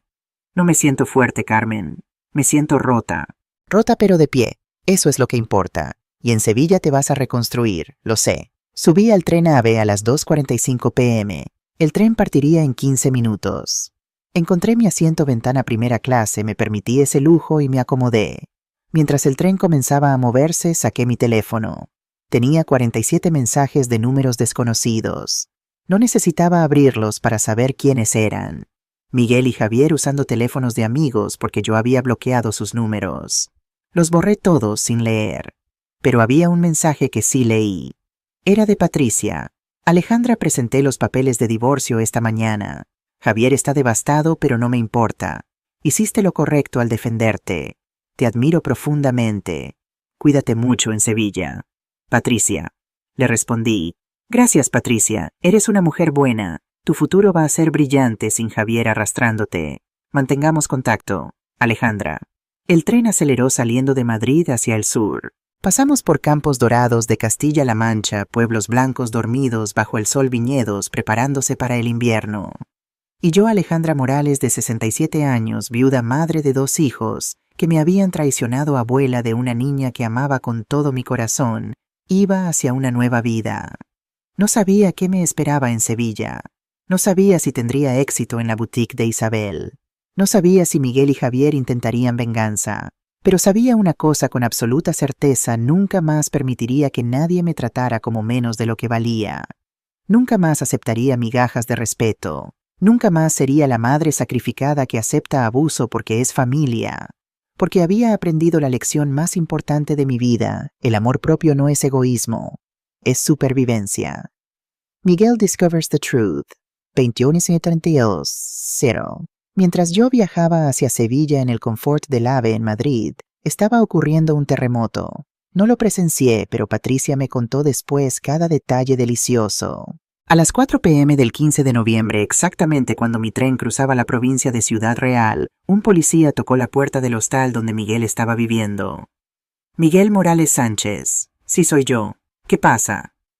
Tiene que acompañarnos a la comisaría. Hay cargos en su contra. Miguel, según Patricia, quien escuchó la historia del dueño del hostal que presenció todo, intentó cerrar la puerta. No sé de qué hablan. Debe ser un error. El policía puso su pie en la puerta. Señor Morales, tenemos una orden de arresto por fraude financiero, falsificación de documentos y robo. Puede venir voluntariamente o podemos esposarlo. Su elección. Miguel fue esposado. El dueño del hostal dijo que Miguel gritaba: «Es mi madre, está loca, me está mintiendo», mientras lo metían en el coche patrulla. En la comisaría le leyeron sus derechos y le mostraron las denuncias. 5 denuncias separadas cada una con páginas de evidencia. Extractos bancarios, mensajes de WhatsApp. Fotografías de él vendiendo mis joyas. Testimonio de Ramón el detective. Declaración jurada de vecinos. Le ofrecieron hacer una llamada. Llamó a Javier. «Hermano, necesito un abogado. Mamá me denunció. Están hablando de fraude, de falsificación, de 5 años de prisión». ¿Qué carajo hizo Vi? Javier, quien estaba en su oficina en Barcelona cuando recibió la llamada, aparentemente se puso pálido como un muerto. ¿Denuncias? ¿Qué denuncias? Todo. Tiene evidencia de todo. Los mensajes entre nosotros, el plan del apartamento, todo. Javier incluso tiene tus conversaciones. Dice aquí que tú también vas a ser citado como co-conspirador. Javier colgó inmediatamente y llamó a Mateo. «Señor Navarro, soy Javier Morales. Entiendo que representa a mi madre en ciertos asuntos legales». «Señor Morales, no puedo discutir los asuntos de mi cliente con usted. Solo necesito saber si hay alguna forma de resolver esto. Si mi hermano y yo podemos, no sé, devolver el dinero, disculparnos, llegar a un acuerdo». Mateo, quien me contó esta conversación después, dijo que casi se rió. «Señor Morales, su madre no quiere su dinero. Tiene suficiente dinero propio. Lo que quiere es justicia. Y justicia es exactamente lo que va a obtener. Pero somos su familia. Ustedes dejaron de ser su familia cuando conspiraron para robarla y declararla incapaz. Ahora son solo criminales que casualmente comparten su ADN. Recuerde eso cuando hable con su propio abogado, porque va a necesitar uno muy bueno. Buenos días». Y colgó. Javier intentó llamarme directamente. Mi teléfono estaba apagado, guardado en mi bolso mientras el tren atravesaba Andalucía. Llamó a Patricia, quien le dijo exactamente 2 palabras antes de colgar: «Vete al carajo». Intentó llamar a Carmen, mi vecina. Carmen le dijo: «Tu madre ya no vive aquí, y si tuviera un gramo de vergüenza dejarías de acosarla». Desesperado, Javier tomó el primer vuelo de Barcelona a Madrid esa misma noche. Fue directamente a mi apartamento en Chamberí usando la llave que todavía tenía, excepto que la cerradura había sido cambiada. Y cuando finalmente convenció al portero de dejarlo entrar, encontró un apartamento completamente vacío. Según el portero, quien me llamó esa noche para contarme, Javier se sentó en el suelo del apartamento vacío y lloró como un niño. «Señora Morales, me dijo el portero don Ramón. Su hijo estuvo ahí 2 horas, solo sentado en el suelo del salón vacío llorando. Finalmente se fue. Se veía destruido. Bien, fue todo lo que pude decir, porque la parte de mí que hubiera sentido compasión por mis hijos, esa parte había muerto cuando me escupieron en la cara. Arrival en Sevilla, 32:035 CR. El tren llegó a Sevilla a las 5:47 p.m. exactamente a tiempo. Cuando bajé en la estación de Santa Justa el aire era diferente, más cálido, más húmedo, con un toque de naranjos en flor a pesar de ser noviembre. El sol se ponía pintando el cielo de naranja y rosa, colores que Madrid nunca tenía. E Isabel estaba ahí esperándome con una sonrisa enorme y los brazos abiertos. Alejandra, nos abrazamos y lloré, no de tristeza sino de alivio puro. Había llegado, estaba a salvo, estaba con alguien que me amaba sin condiciones, sin agendas ocultas, sin planes de robarme. Bienvenida a tu nueva vida, me susurró Isabel al oído. Su coche era un Seat León rojo brillante, alegre y práctico como ella. Durante el trayecto de 20 minutos hacia su apartamento en Triana, Isabel me puso al día con su vida. La boutique iba increíblemente bien. Había abierto una segunda tienda el año anterior, estaba considerando una tercera. Y ahora que estás aquí, finalmente puedo hacerlo. Te necesito, Alejandra. No solo como amiga, sino como socia en esto. Tienes el ojo y la experiencia que yo no tengo. Isabel, ni siquiera he visto la tienda todavía. ¿Cómo sabes que puedo ayudar? Porque te conozco desde hace 47 años. Sé de lo que eres capaz. El apartamento de Isabel estaba en un edificio reformado del siglo XVIII, en el corazón de Triana, el barrio más auténtico de Sevilla. Desde su balcón se veía el río Guadalquivir, y al otro lado la Torre del Oro iluminada brillando en el crepúsculo. «Este es tu cuarto», me dijo Isabel abriendo una puerta a una habitación luminosa con ventanas que daban al río. Había una cama matrimonial con sábanas blancas limpias, un armario antiguo restaurado, un escritorio de madera y una mecedora junto a la ventana. «Es hermoso», dije, y lo era. «Es tuyo el tiempo que lo necesites. Y mañana si quieres te enseño la boutique y Sevilla. Pero hoy descansa. Has tenido un día largo». Esa noche, después de una cena simple de gazpacho y tortilla de patatas, me senté en mi mecedora nueva mirando el río. Barcos turísticos pasaban iluminados. Una pareja joven paseaba por la orilla. Un guitarrista tocaba flamenco en la plaza debajo.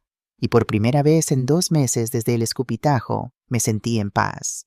Saqué mi teléfono. Tenía 142 llamadas perdidas, 89 mensajes de voz. Pero también tenía un mensaje que me hizo sonreír. Era de Sofía. «Abuela, recibí tu carta. Papá está muy enojado, pero yo entiendo por qué te fuiste. Te amo mucho. ¿Puedo llamarte?» Le respondí inmediatamente. «Mi amor, puedes llamarme cuando quieras. Te amo más que a nada en el mundo. Tu abuela que te quiere, Alejandra». 2 minutos después mi teléfono sonó. «Abuela, hola mi cielo», y hablamos durante 1 hora. Le conté sobre Sevilla, sobre el río, sobre la nueva vida que estaba construyendo. Ella me contó sobre la escuela, sus amigos, sus sueños. No hablamos de Miguel. No hacía falta. Cuando colgamos me quedé mirando el río hasta que Sevilla se durmió a mi alrededor. Mañana comenzaría mi nueva vida. Pero esta noche simplemente iba a disfrutar haber sobrevivido a la tormenta. Fin de la Part 2. Chatty. New Beginning. 0:0040. Los primeros rayos del sol sevillano entraron por mi ventana a las 7:30 am, muy diferente al amanecer gris de Madrid. Me desperté con el sonido de gaviotas sobre el río Guadalquivir y el aroma de café recién hecho viniendo de la cocina. Isabel ya estaba despierta preparando el desayuno. «Buenos días, dormilona. ¿Cómo dormiste?» «Como no había dormido en meses», le dije honestamente. Sin pesadillas, sin despertarme sobresaltada, sin miedo de escuchar a Miguel entrar borracho a las 3 am. «Eso es porque aquí estás segura. Y hoy empieza tu verdadera nueva vida. Lista para ver la boutique». Después del desayuno caminamos por las calles empedradas de Triana hacia el centro. Sevilla era completamente diferente a Madrid, más relajada, más colorida, con flores en cada balcón y el ritmo pausado del sur. La gente saludaba en la calle, los bares olían a churros y café, las plazas estaban llenas de gente charlando como si el tiempo no importara. Elegancia Plateada estaba ubicada en la calle Sierpes, una de las calles comerciales más importantes de Sevilla. El escaparate mostraba maniquíes vestidos con ropa elegante pero cómoda, vestidos que favorecían a mujeres maduras, blusas que disimulaban sin ocultar pantalones que estilizaban sin ser incómodos. Es hermoso, Isabel. Espera a ver el interior. La boutique tenía 2 plantas. La planta baja era el área de ventas, percheros organizados por colores y estilos, un espacio de prueba con iluminación favorecedora, espejos estratégicamente colocados, sillones cómodos para esposos o amigas que acompañaban. La decoración era cálida madera clara, plantas música suave de fondo. La planta superior era una sorpresa, un espacio de consultoría de imagen, con mesas sillas, una pequeña pasarela para desfiles privados y una pizarra donde Isabel había escrito Renacimiento Plateado, porque la elegancia no tiene edad. Este es nuestro programa estrella, me explicó Isabel. Mujeres de 50 a 75 años vienen para consultoría completa, análisis de estilo personal, renovación de guardarropa, técnicas de maquillaje para pieles maduras, cómo vestir para diferentes ocasiones. Les cobramos 80 por una sesión de 2 horas y casi todas terminan comprando ropa también. ¿Y funciona? Alejandra, el mes pasado tuvimos 47 consultas. Eso es casi 4,000 paes solo en servicios sin contar las ventas de ropa. Y estoy rechazando clientas porque no tengo tiempo de atenderlas a todas. Entendí inmediatamente. Isabel necesitaba ayuda no solo con ventas, sino con el corazón del negocio, hacer que mujeres mayores se sintieran valiosas, hermosas, dignas de invertir en sí mismas. ¿Cuándo empiezo? Isabel sonrió. ¿Qué tal ahora? Tengo una consulta programada a las 11 a.m. Una señora de 68 años que acaba de enviudar y dice que no sabe quién es sin su marido. Pensé que tal vez tú podrías ayudarme con ella. A las 11 a.m. en punto llegó Beatriz Ortega. Tenía 68 años, el pelo completamente gris sin teñir, vestía de negro de pies a cabeza y caminaba como si quisiera ocupar el menor espacio posible en el mundo. Buenos días, dijo con voz apenas audible. Soy Beatriz. Tengo cita para... No sé, esto fue idea de mi hija. Ella piensa que necesito renovarme después de que Paco murió. Isabel y yo intercambiamos una mirada. Esta mujer no necesitaba ropa nueva. Necesitaba encontrarse a sí misma. Beatriz, le dije suavemente, siéntate por favor. Cuéntanos sobre Paco. Durante la siguiente hora Beatriz habló. Habló sobre 42 años de matrimonio con Paco, un hombre bueno pero tradicional, que esperaba que ella cocinara, limpiara, criara a los hijos y no tuviera opiniones propias. Habló sobre cómo había abandonado su trabajo como profesora cuando se casó porque Paco no quería una esposa que trabajara. Habló sobre cómo durante 4 décadas había vestido exactamente como Paco le pedía, colores discretos, nada llamativo, nada que llamara la atención de otros hombres. Y ahora que Paco no está, dijo con lágrimas en los ojos, me miro en el espejo y no reconozco a la mujer que veo. No sé quién soy sin él. Le tomé la mano. Beatriz, voy a contarte algo. Hace 3 semanas mi hijo me escupió en la cara. Literalmente. Me robó dinero, planeó declararme incapaz mental y quería meterme en una residencia de ancianos para robar mi apartamento. Y durante 2 años yo lo permití porque pensaba que ser buena madre significaba aceptar cualquier abuso. Beatriz me miraba con ojos muy abiertos. ¿Y qué hiciste? Decidí que merecía mejor. Lo denuncié, vendí mi apartamento, cambié mi testamento y me mudé aquí para empezar de nuevo a los 67 años. Sola pero libre. Pero él es tu hijo, y Paco era tu esposo. Pero el amor no significa desaparecer. No significa convertirte en invisible. Beatriz, ¿cuántos años crees que te quedan de vida? La pregunta la sorprendió.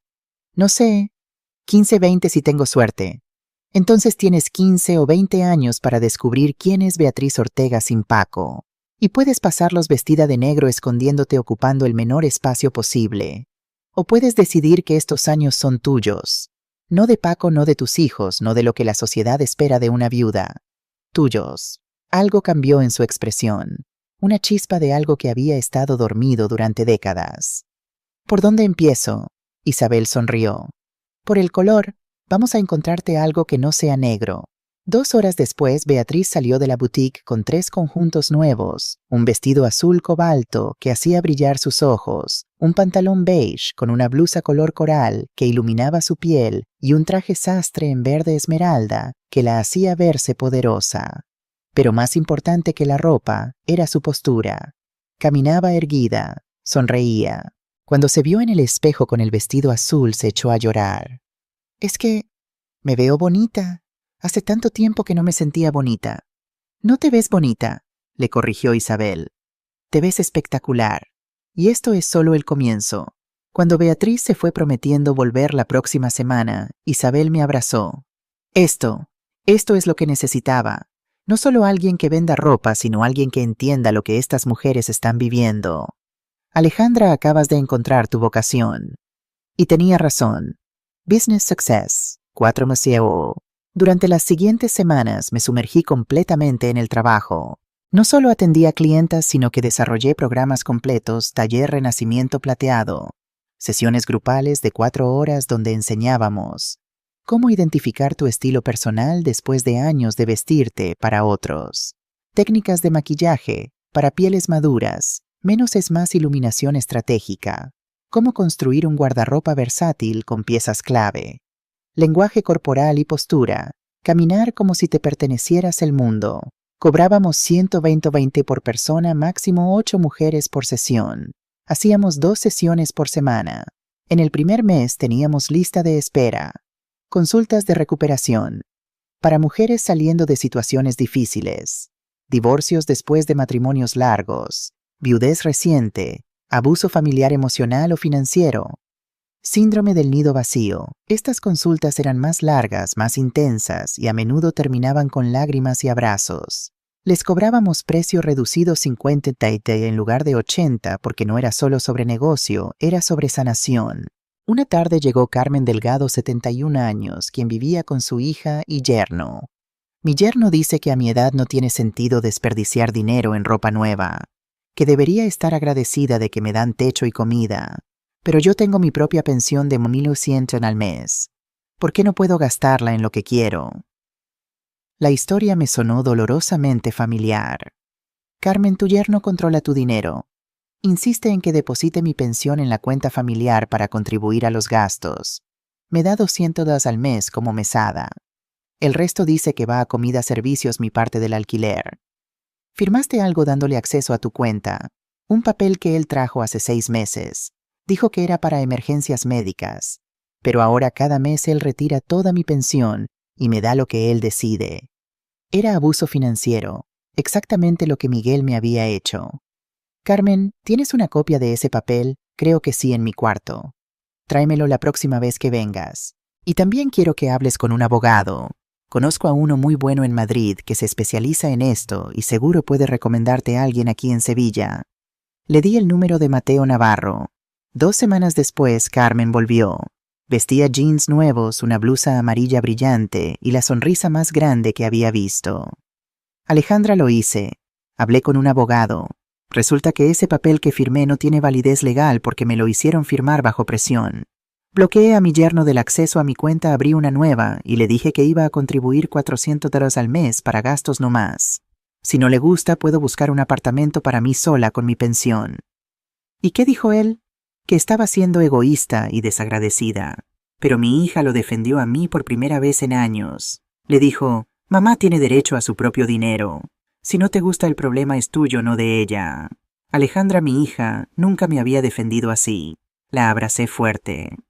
Carmen, acabas de reclamar tu vida. Estoy tan orgullosa de ti. Historias como la de Carmen se repetían semanalmente, y con cada mujer que ayudábamos a encontrar su fuerza, yo encontraba más de la mía. Legal Resolution 8-12C0. Mientras tanto, en Madrid la maquinaria legal avanzaba inexorablemente. Mateo me mantenía informada por email semanal. Email del 25 de noviembre. Alejandra Miguel fue formalmente acusado de 4 cargos: fraude, falsificación, robo y apropiación indebida. La evidencia es abrumadora. Su abogado de oficio no puede pagar uno privado. Sugirió que se declare culpable a cambio de sentencia reducida. Miguel se niega. Insiste en que todo es un malentendido familiar. El fiscal está procediendo a juicio completo. Fecha tentativa febrero 2025. Javier no ha sido formalmente acusado aún, pero está siendo investigado como co-conspirador. Patricia proporcionó testimonio adicional sobre conversaciones donde Javier admitía conocer los planes de Miguel. Su abogado Uno Caros de Barcelona está intentando negociar inmunidad a cambio de testificar contra Miguel. Le mantendré informada. Email del 10 de diciembre. Miguel intentó contactarla 47 veces desde números diferentes. Documenté cada intento como acoso. Su abogado solicitó que se levantara la orden de no contacto, argumentando que usted es su madre y tiene derecho a hablar con usted. El juez negó la solicitud citando el patrón de abuso documentado. Miguel aparentemente tuvo un episodio en la corte gritando que usted lo destruyó por venganza. No ayudó su caso. Por otro lado, buenas noticias, recuperamos 1.800 de lo que Miguel obtuvo vendiendo sus joyas. Un comprador vio la noticia del caso en el periódico y contactó a la policía devolviendo voluntariamente los artículos. Son objetos sentimentales, no de gran valor monetario, pero pensé que querría saberlo. Ese email me hizo llorar. Las joyas de mi padre que pensé perdidas para siempre estaban siendo recuperadas. Email del 2 de enero 2025. Feliz Año Nuevo, Alejandra. Actualización importante. El doctor Montenegro también enfrenta cargos por fraude médico y ejercicio ilegal de la medicina. Durante la investigación descubrieron que había proporcionado más de 40 diagnósticos falsos de demencia o incapacidad en los últimos 3 años, todos por dinero. Varios casos son idénticos al suyo, hijos pagando para declarar incapaces a padres mayores. Esto se ha convertido en un caso de interés público. Un periodista del El País quiere entrevistarla sobre su experiencia. ¿Estaría interesada? Le respondí que sí. Si mi historia podía ayudar a otras mujeres a reconocer el abuso financiero, valía la pena la exposición pública. La entrevista se publicó el 15 de enero con el titular "A los 67 años denunció a sus hijos por intentar robarle y comenzó una nueva vida. El amor propio no es egoísmo, es supervivencia". El artículo incluía mi fotografía tomada en la boutique viéndome feliz y profesional, la historia completa del abuso y mi mensaje final. Quiero que todas las mujeres mayores sepan: si tu familia te trata mal, si te roban, si te hacen sentir invisible o estúpida, no estás loca. No eres tú el problema. Y no es demasiado tarde para defenderte. Yo tenía 67 años cuando decidí que merecía respeto. Ustedes también lo merecen sin importar su edad. El artículo se volvió viral. En 48 horas tenía más de 2 millones de visitas online. Los comentarios eran abrumadoramente positivos. Mi madre está pasando por lo mismo con mi hermano. Le voy a mostrar este artículo. Alejandra Morales es mi heroína. Ojalá tuviera su valentía. 67 años y empezó de nuevo. Nunca es tarde para defenderte. Pero también había comentarios negativos. ¿Qué madre denuncia a sus propios hijos? La familia es familia. Seguro ella también hizo cosas mal. Nadie es santo. Los hijos no se vuelven así por nada. Ella debe haber sido mala madre. Esos comentarios dolían, pero Isabel me recordó algo importante. Alejandra, la gente que critica es la gente que nunca ha estado en tu situación. O peor, la gente que está abusando de sus propios padres y se siente amenazada por tu historia. Ignóralos. Las mujeres que importan, las que necesitan escuchar tu mensaje, te están escuchando. Y tenía razón, porque después del artículo la boutique recibió más de 200 emails de mujeres compartiendo sus propias historias de abuso familiar, agradeciéndome por hablar, pidiendo consejos. No podía responder a todas, pero respondí a tantas como pude. Y con cada email sentía que mi dolor estaba sirviendo un propósito mayor. Miguel's Downfall, 12/0/16/00. El juicio comenzó el 10 de febrero del 2025. Yo no asistí físicamente, Mateo me representó, pero seguí cada detalle por teléfono. Día 1 del juicio. El fiscal presentó la evidencia: extractos bancarios mostrando los retiros fraudulentos, el poder notarial falsificado con análisis grafológico probando que no era mi firma, fotografías de Ramón, mostrando a Miguel vendiendo mis joyas, mensajes de WhatsApp entre Miguel y Javier conspirando. Miguel, según Mateo, se veía demacrado. Había perdido quizás 10 kilos, tenía ojeras profundas, vestía un traje barato mal planchado. Su abogado intentó argumentar malentendido familiar y crisis emocional por divorcio, pero el fiscal lo destrozó. Crisis emocional: el acusado planeó meticulosamente durante meses robar a su madre. Falsificó documentos. Conspiró con médicos sin escrúpulos. Vendió joyas familiares para apostar. Esto no es crisis emocional, es criminalidad calculada. Día 2 del juicio, Patricia testificó. Según Mateo, fue devastadora. Habló con calma, precisión y sin emoción excesiva sobre las conversaciones que había descubierto entre Javier y Miguel. Leyó mensajes completos ante la corte. La sala estaba en silencio absoluto. El abogado de Miguel intentó descalificarla. Señora Morales, usted está en proceso de divorcio con Javier. ¿No es cierto que está testificando por venganza? Patricia lo miró directamente a los ojos. Estoy divorciándome de Javier precisamente porque descubrí que era capaz de conspirar para robar a su propia madre. Si eso es venganza, que así sea. Pero los hechos son los hechos, y los mensajes son reales. Día 3 del juicio. Carmen, mi vecina de Madrid, testificó sobre lo que había presenciado Miguel gritándome escuchando mis conversaciones privadas, saliendo y entrando borracho la noche del escupitajo. Vi la saliva en su cara, dijo Carmen con voz quebrada. Vi a esa pobre mujer limpiarse con su delantal mientras su hijo la insultaba. Y vi a Sofía, la niña, llorando en la esquina viendo todo. Fue la cosa más cruel que he presenciado en mis 70 años. Varios jurados, según me contó Mateo después, lloraban abiertamente. Día 4 del juicio, Miguel testificó en su propia defensa. Fue un desastre. Intentó presentarse como víctima. Mi madre siempre fue controladora. Quería manejar cada aspecto de mi vida. El dinero técnicamente era parte de mi herencia eventual, solo lo accedí antes de tiempo. El fiscal lo interrumpió. ¿Considera que escupir a su madre es comportamiento aceptable? Miguel vaciló. Yo estaba bajo mucha presión. Tenía deudas. No fue mi mejor momento, pero... ¿Sí o no, señor Morales? ¿Es aceptable escupir a su madre? No, pero ella me estaba provocando. La estaba provocando trabajando 40 años para darle educación y un hogar. La estaba provocando dándole techo gratis durante 2 años. Exactamente cómo la provocó para merecer un escupitajo. Miguel no tenía respuesta. Día 5, veredicto. El jurado deliberó 3 horas. Culpable en todos los cargos. Sentencia 4 años y 3 meses de prisión más 15,000 paros de multa, más obligación de restituir los 4,850 robados a la cuenta de Sofía con intereses más orden de alejamiento permanente de mí. No podía acercarse a menos de 500 metros por el resto de su vida. Cuando Mateo me llamó con la noticia, estaba en la boutique ayudando a una clienta. Me disculpé. Salí a la calle y me apoyé contra la pared.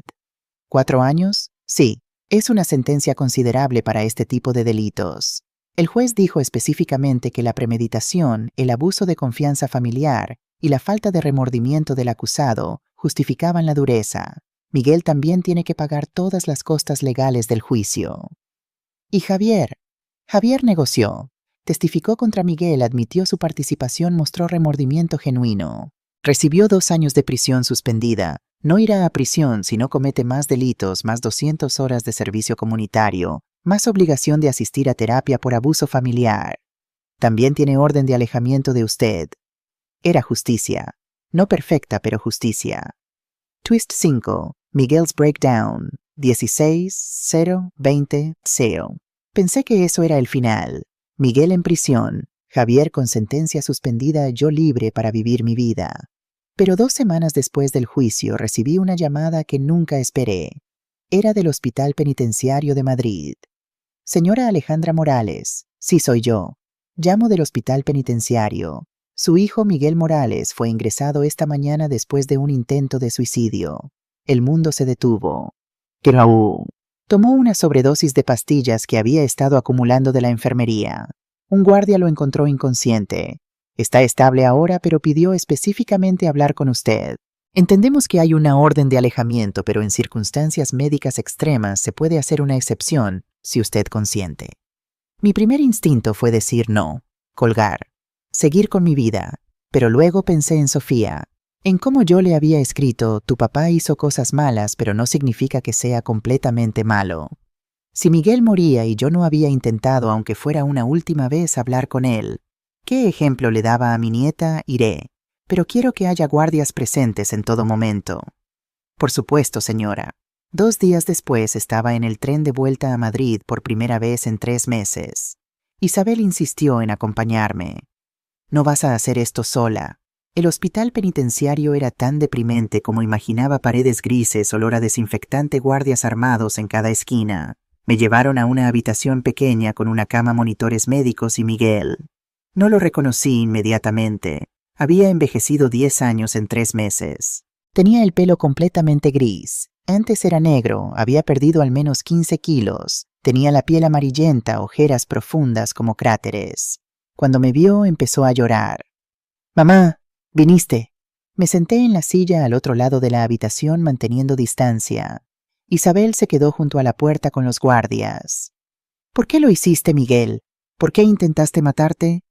«Porque lo perdí todo, todo. Mi libertad, mi hija, mi hermano, mi dignidad. Y lo peor es que lo merecía. Cada día en prisión me despierto y recuerdo que te escupí en la cara, que robé el dinero de educación de Sofía, que vendí las joyas del abuelo por 200 para apostar, y no puedo vivir conmigo mismo sabiendo quién me convertí. Entonces esto es sobre tu culpa, sobre cómo tú te sientes. No, sí, no sé, mamá, no estoy pidiendo perdón, sé que no lo merezco. Solo quería decirte antes de morir que tenías razón. Sobre todo, fui un hijo horrible, un padre horrible, un humano horrible. Y morir arregla eso, man. No arregla nada, solo termina con el dolor. Me levanté y me acerqué a la cama. No demasiado cerca, pero lo suficiente para mirarlo directamente a los ojos. Miguel, tú me hiciste cosas imperdonables. Me robaste, me traicionaste, me escupiste. Durante 2 años me trataste como basura. Y por eso fuiste a prisión. Por eso perdiste todo. Son consecuencias de tus acciones. Lo sé. Pero continué. Sofía te necesita vivo. No necesita un padre perfecto. Necesita un padre que reconozca sus errores, que trabaje para ser mejor, que demuestre que las personas pueden cambiar. Si te matas, le enseñas que cuando las cosas se ponen difíciles, la solución es rendirse. Eso es lo que quieres que aprenda. Miguel sollozaba ahora, lágrimas y mocos corriendo por su cara. No quiero que ella piense que soy como yo. No quiero que tenga mi sangre, mis genes, mi debilidad. Ella tiene tu sangre, pero también tiene la mía. Y yo le estoy enseñando que incluso cuando te destruyen puedes reconstruirte. Que incluso a los 67 años puedes empezar de nuevo. Miguel, tú tienes 36. Tienes 4 años de prisión. Cuando salgas tendrás 40. Todavía joven. Todavía con oportunidad de ser el padre que Sofía merece. ¿Tú crees que es posible, después de todo lo que hice? Creo que es posible si tú decides que es posible. Pero tienes que hacer el trabajo. Terapia real, no actuación. Admitir tus errores, no justificarlos. Cambio genuino, no temporal. Y aceptar que yo nunca te voy a perdonar completamente, pero puedo dejarte ser parte de la vida de Sofía si demuestras que has cambiado. Miguel se quedó en silencio largo rato. Me visitarías no mucho, solo 1 o 2 veces al año, para que pueda mostrarte que estoy intentando. Era mucho pedir, demasiado quizás, pero pensé en todos los años que había soñado con tener hijos que me amaran, en cómo ese sueño se había convertido en pesadilla, en cómo ahora tenía la opción de cerrar esa puerta completamente o dejarla entreabierta solo un poco. 1 vez al año, en mi cumpleaños, Sofía puede venir si ella quiere. Y Miguel, si en esa visita veo que no has cambiado realmente, que estás actuando, se termina. ¿Entendido? Entendido. Gracias, mamá. No merezco ni eso, pero gracias. The Final Confrontation. 24 de abril. Salí del hospital sintiéndome emocionalmente exhausta. Isabel me abrazó en el taxi de vuelta a la estación. Hiciste lo correcto. ¿De verdad? ¿O acabo de abrir la puerta para más manipulación? Le pusiste límites claros. 1 visita al año, con Sofía presente si ella quiere. Eso no es reconciliación, es permitir la posibilidad de redención bajo tus términos. Hay diferencia. Pero antes de regresar a Sevilla, había una persona más que necesitaba ver: Javier. Mateo había arreglado una reunión en su oficina. Javier llegó puntual, vestido con traje de negocios, viéndose profesional y completamente derrotado al mismo tiempo. Nos sentamos en lados opuestos de la mesa de conferencias de Mateo. Isabel y Mateo presentes como testigos y protección. «Mamá», comenzó Javier, «sé que lo siento no significa nada después de lo que hice, pero necesito decirlo de todas formas. Lo siento muchísimo. Fui un cobarde, un cómplice y un mal hijo».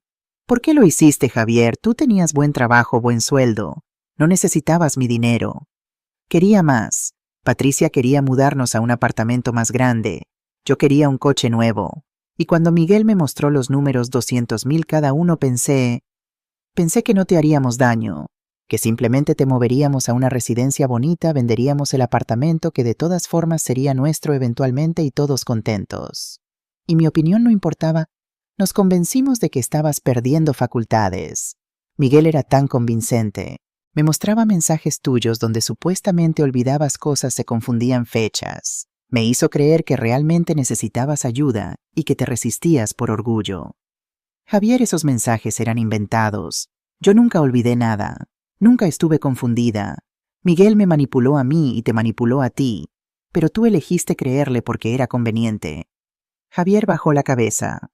Tienes razón, y ahora perdí todo: mi matrimonio, mi relación contigo, el respeto de Patricia, mi reputación profesional. La empresa donde trabajo me puso en licencia administrativa cuando salió el juicio en las noticias. Probablemente me despidan.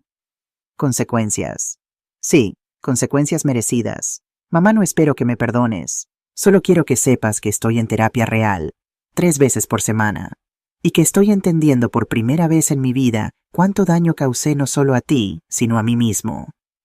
¿Y qué esperas de mí? Nada, honestamente nada.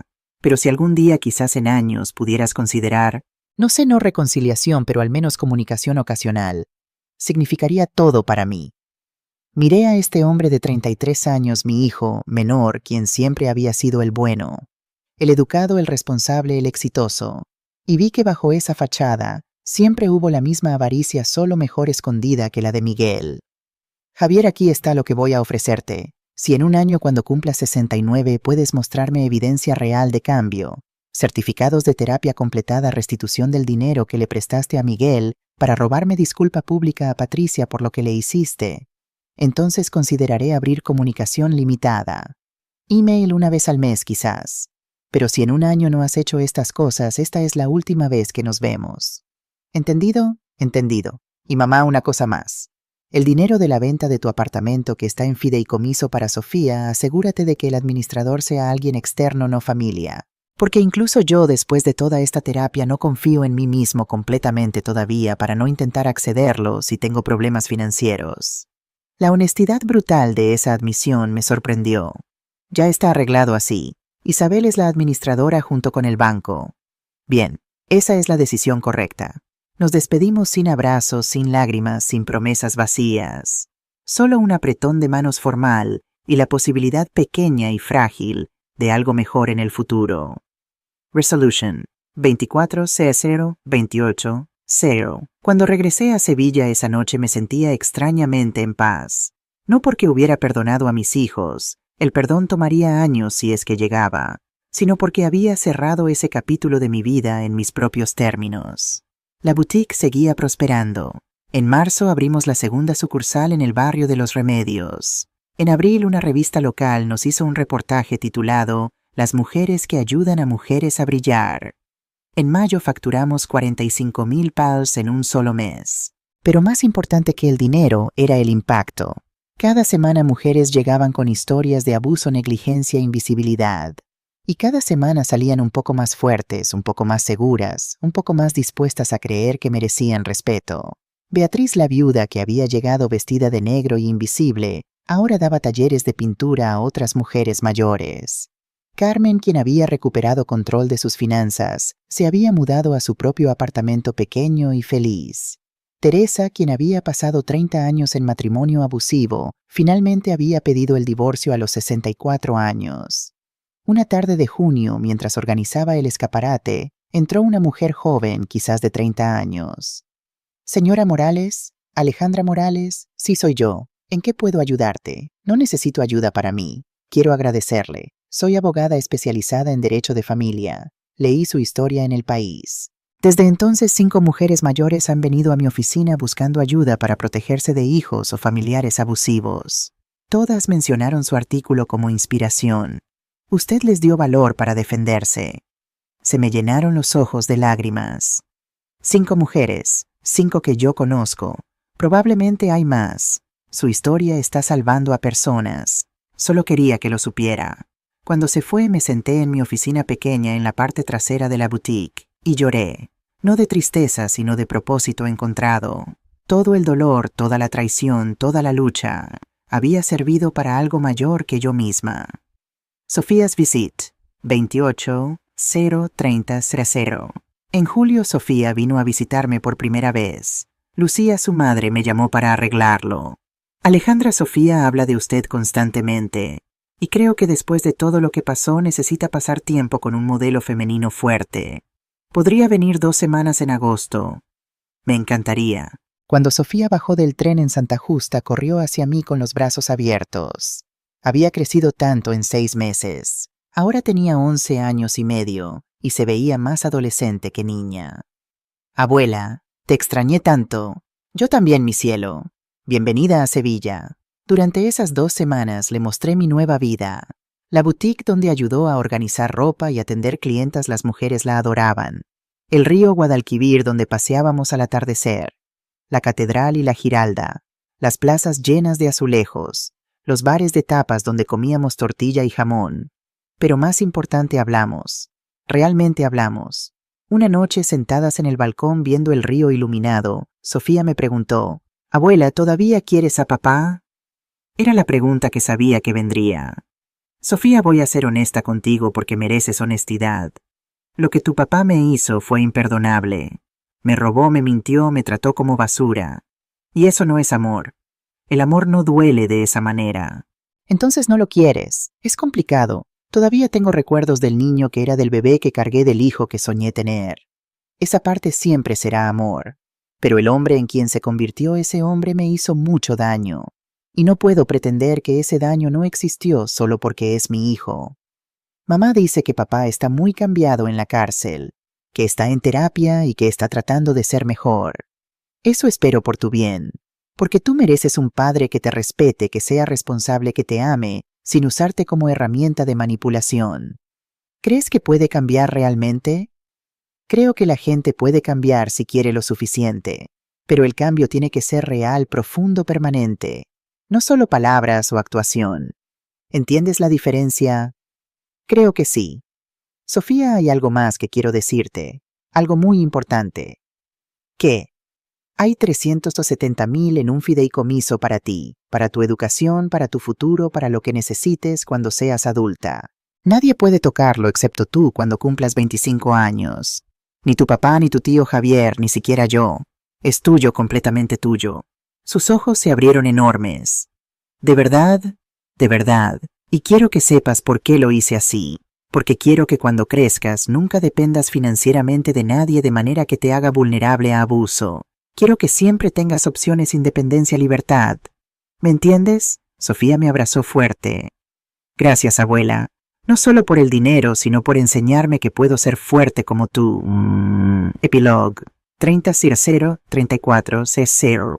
Hoy es 15 de noviembre del 2025, exactamente un año desde que dejé Madrid. Estoy sentada en mi balcón en Triana tomando café y escribiendo esto. El sol de Sevilla brilla cálido incluso en noviembre. El río fluye pacífico. Las campanas de Santa Ana suenan marcando las 9 a.m. La boutique ahora tiene 3 sucursales y 11 empleadas. Facturamos 680,000 pesos este año. Pero más importante que los números, hemos ayudado a más de 400 mujeres a encontrar su fuerza, su estilo, su valor. Miguel cumplió 3 meses de su sentencia. Según Sofía, quien lo visita cada 2 semanas, realmente está en terapia y está trabajando en el taller de carpintería de la prisión. Le faltan 3 años y 9 meses. Lo visitaré en mi cumpleaños número 69 dentro de un mes. Veremos si el cambio es real. Javier cumplió sus 200 horas de servicio comunitario. Completa su terapia el próximo mes. Me envió certificados de ambos, además del recibo mostrando que restituyó los 2,400 que le había prestado a Miguel. También publicó una disculpa pública en LinkedIn. Hace un año participé en un plan para defraudar a mi madre. No hay excusa para mis acciones. Fui motivado por avaricia y cobardía. Perdí mi matrimonio, la relación con mi madre y mi autorrespeto como consecuencia. He pasado este año en terapia intensiva entendiendo cómo llegué a ese punto y trabajando para ser mejor. A cualquier otra persona contemplando abusar financieramente de un familiar, no lo hagan. Las consecuencias los destruirán tanto como destruyen a su víctima. El post tuvo 15.000 reacciones. Lo veré en mi cumpleaños también. Veremos si merece una segunda oportunidad. Patricia finalizó su divorcio. Nos hablamos cada semana. Está prosperando con una nueva carrera como consultora de recursos humanos. Me dijo hace poco, Alejandra, tú me salvaste tanto como te salvaste a ti misma. Me mostraste que está bien alejarte de personas tóxicas, incluso si las amaste alguna vez. Sofía viene cada vacación. Habla de estudiar derecho para ayudar a mujeres como tu abuela. Tiene 11 años y ya sabe exactamente quién quiere ser. En cuanto a mí, Alejandra Morales, tengo 68 años. Peso 63 kilos, bajé 5 gracias a caminar por Sevilla cada día. Mi pelo tiene más gris, pero me gusta así. Isabel dice que es elegancia natural. Tengo más energía que en años. Duermo bien todas las noches sin medicamentos. Pero lo más importante, soy libre. Libre del abuso, libre de la culpa, libre de vivir para otros en lugar de para mí misma. Extraño a mis hijos, extraño a los hijos que imaginé que serían. Extraño el sueño de una familia amorosa, pero no extraño el dolor, el robo, la humillación. Perdoné todavía no completamente, quizás nunca completamente, pero he soltado la rabia. La rabia te consume y yo me negué a dejar que me consumiera. Me arrepiento de haberlos denunciado ni un segundo. Fue la decisión correcta, la única decisión que me dejó mirarme al espejo y reconocer a la mujer viéndome. Para cualquier mujer leyendo esto, especialmente mujeres mayores, si alguien te está abusando, robando, manipulando, ya sea hijo, esposo, yerno, quien quiera, no estás loca, no estás sola y no es demasiado tarde. Yo tenía 67 años cuando decidí defenderme. Tú puedes tener 50, 70, 85. La edad no importa. Lo que importa es decidir que mereces respeto. El amor propio no es egoísmo, es supervivencia. Y sobrevivir, verdaderamente sobrevivir, es empezar de nuevo con tu cabeza en alto y tu dignidad intacta. Eso es exactamente lo que hice. Eso es exactamente lo que tú también puedes hacer.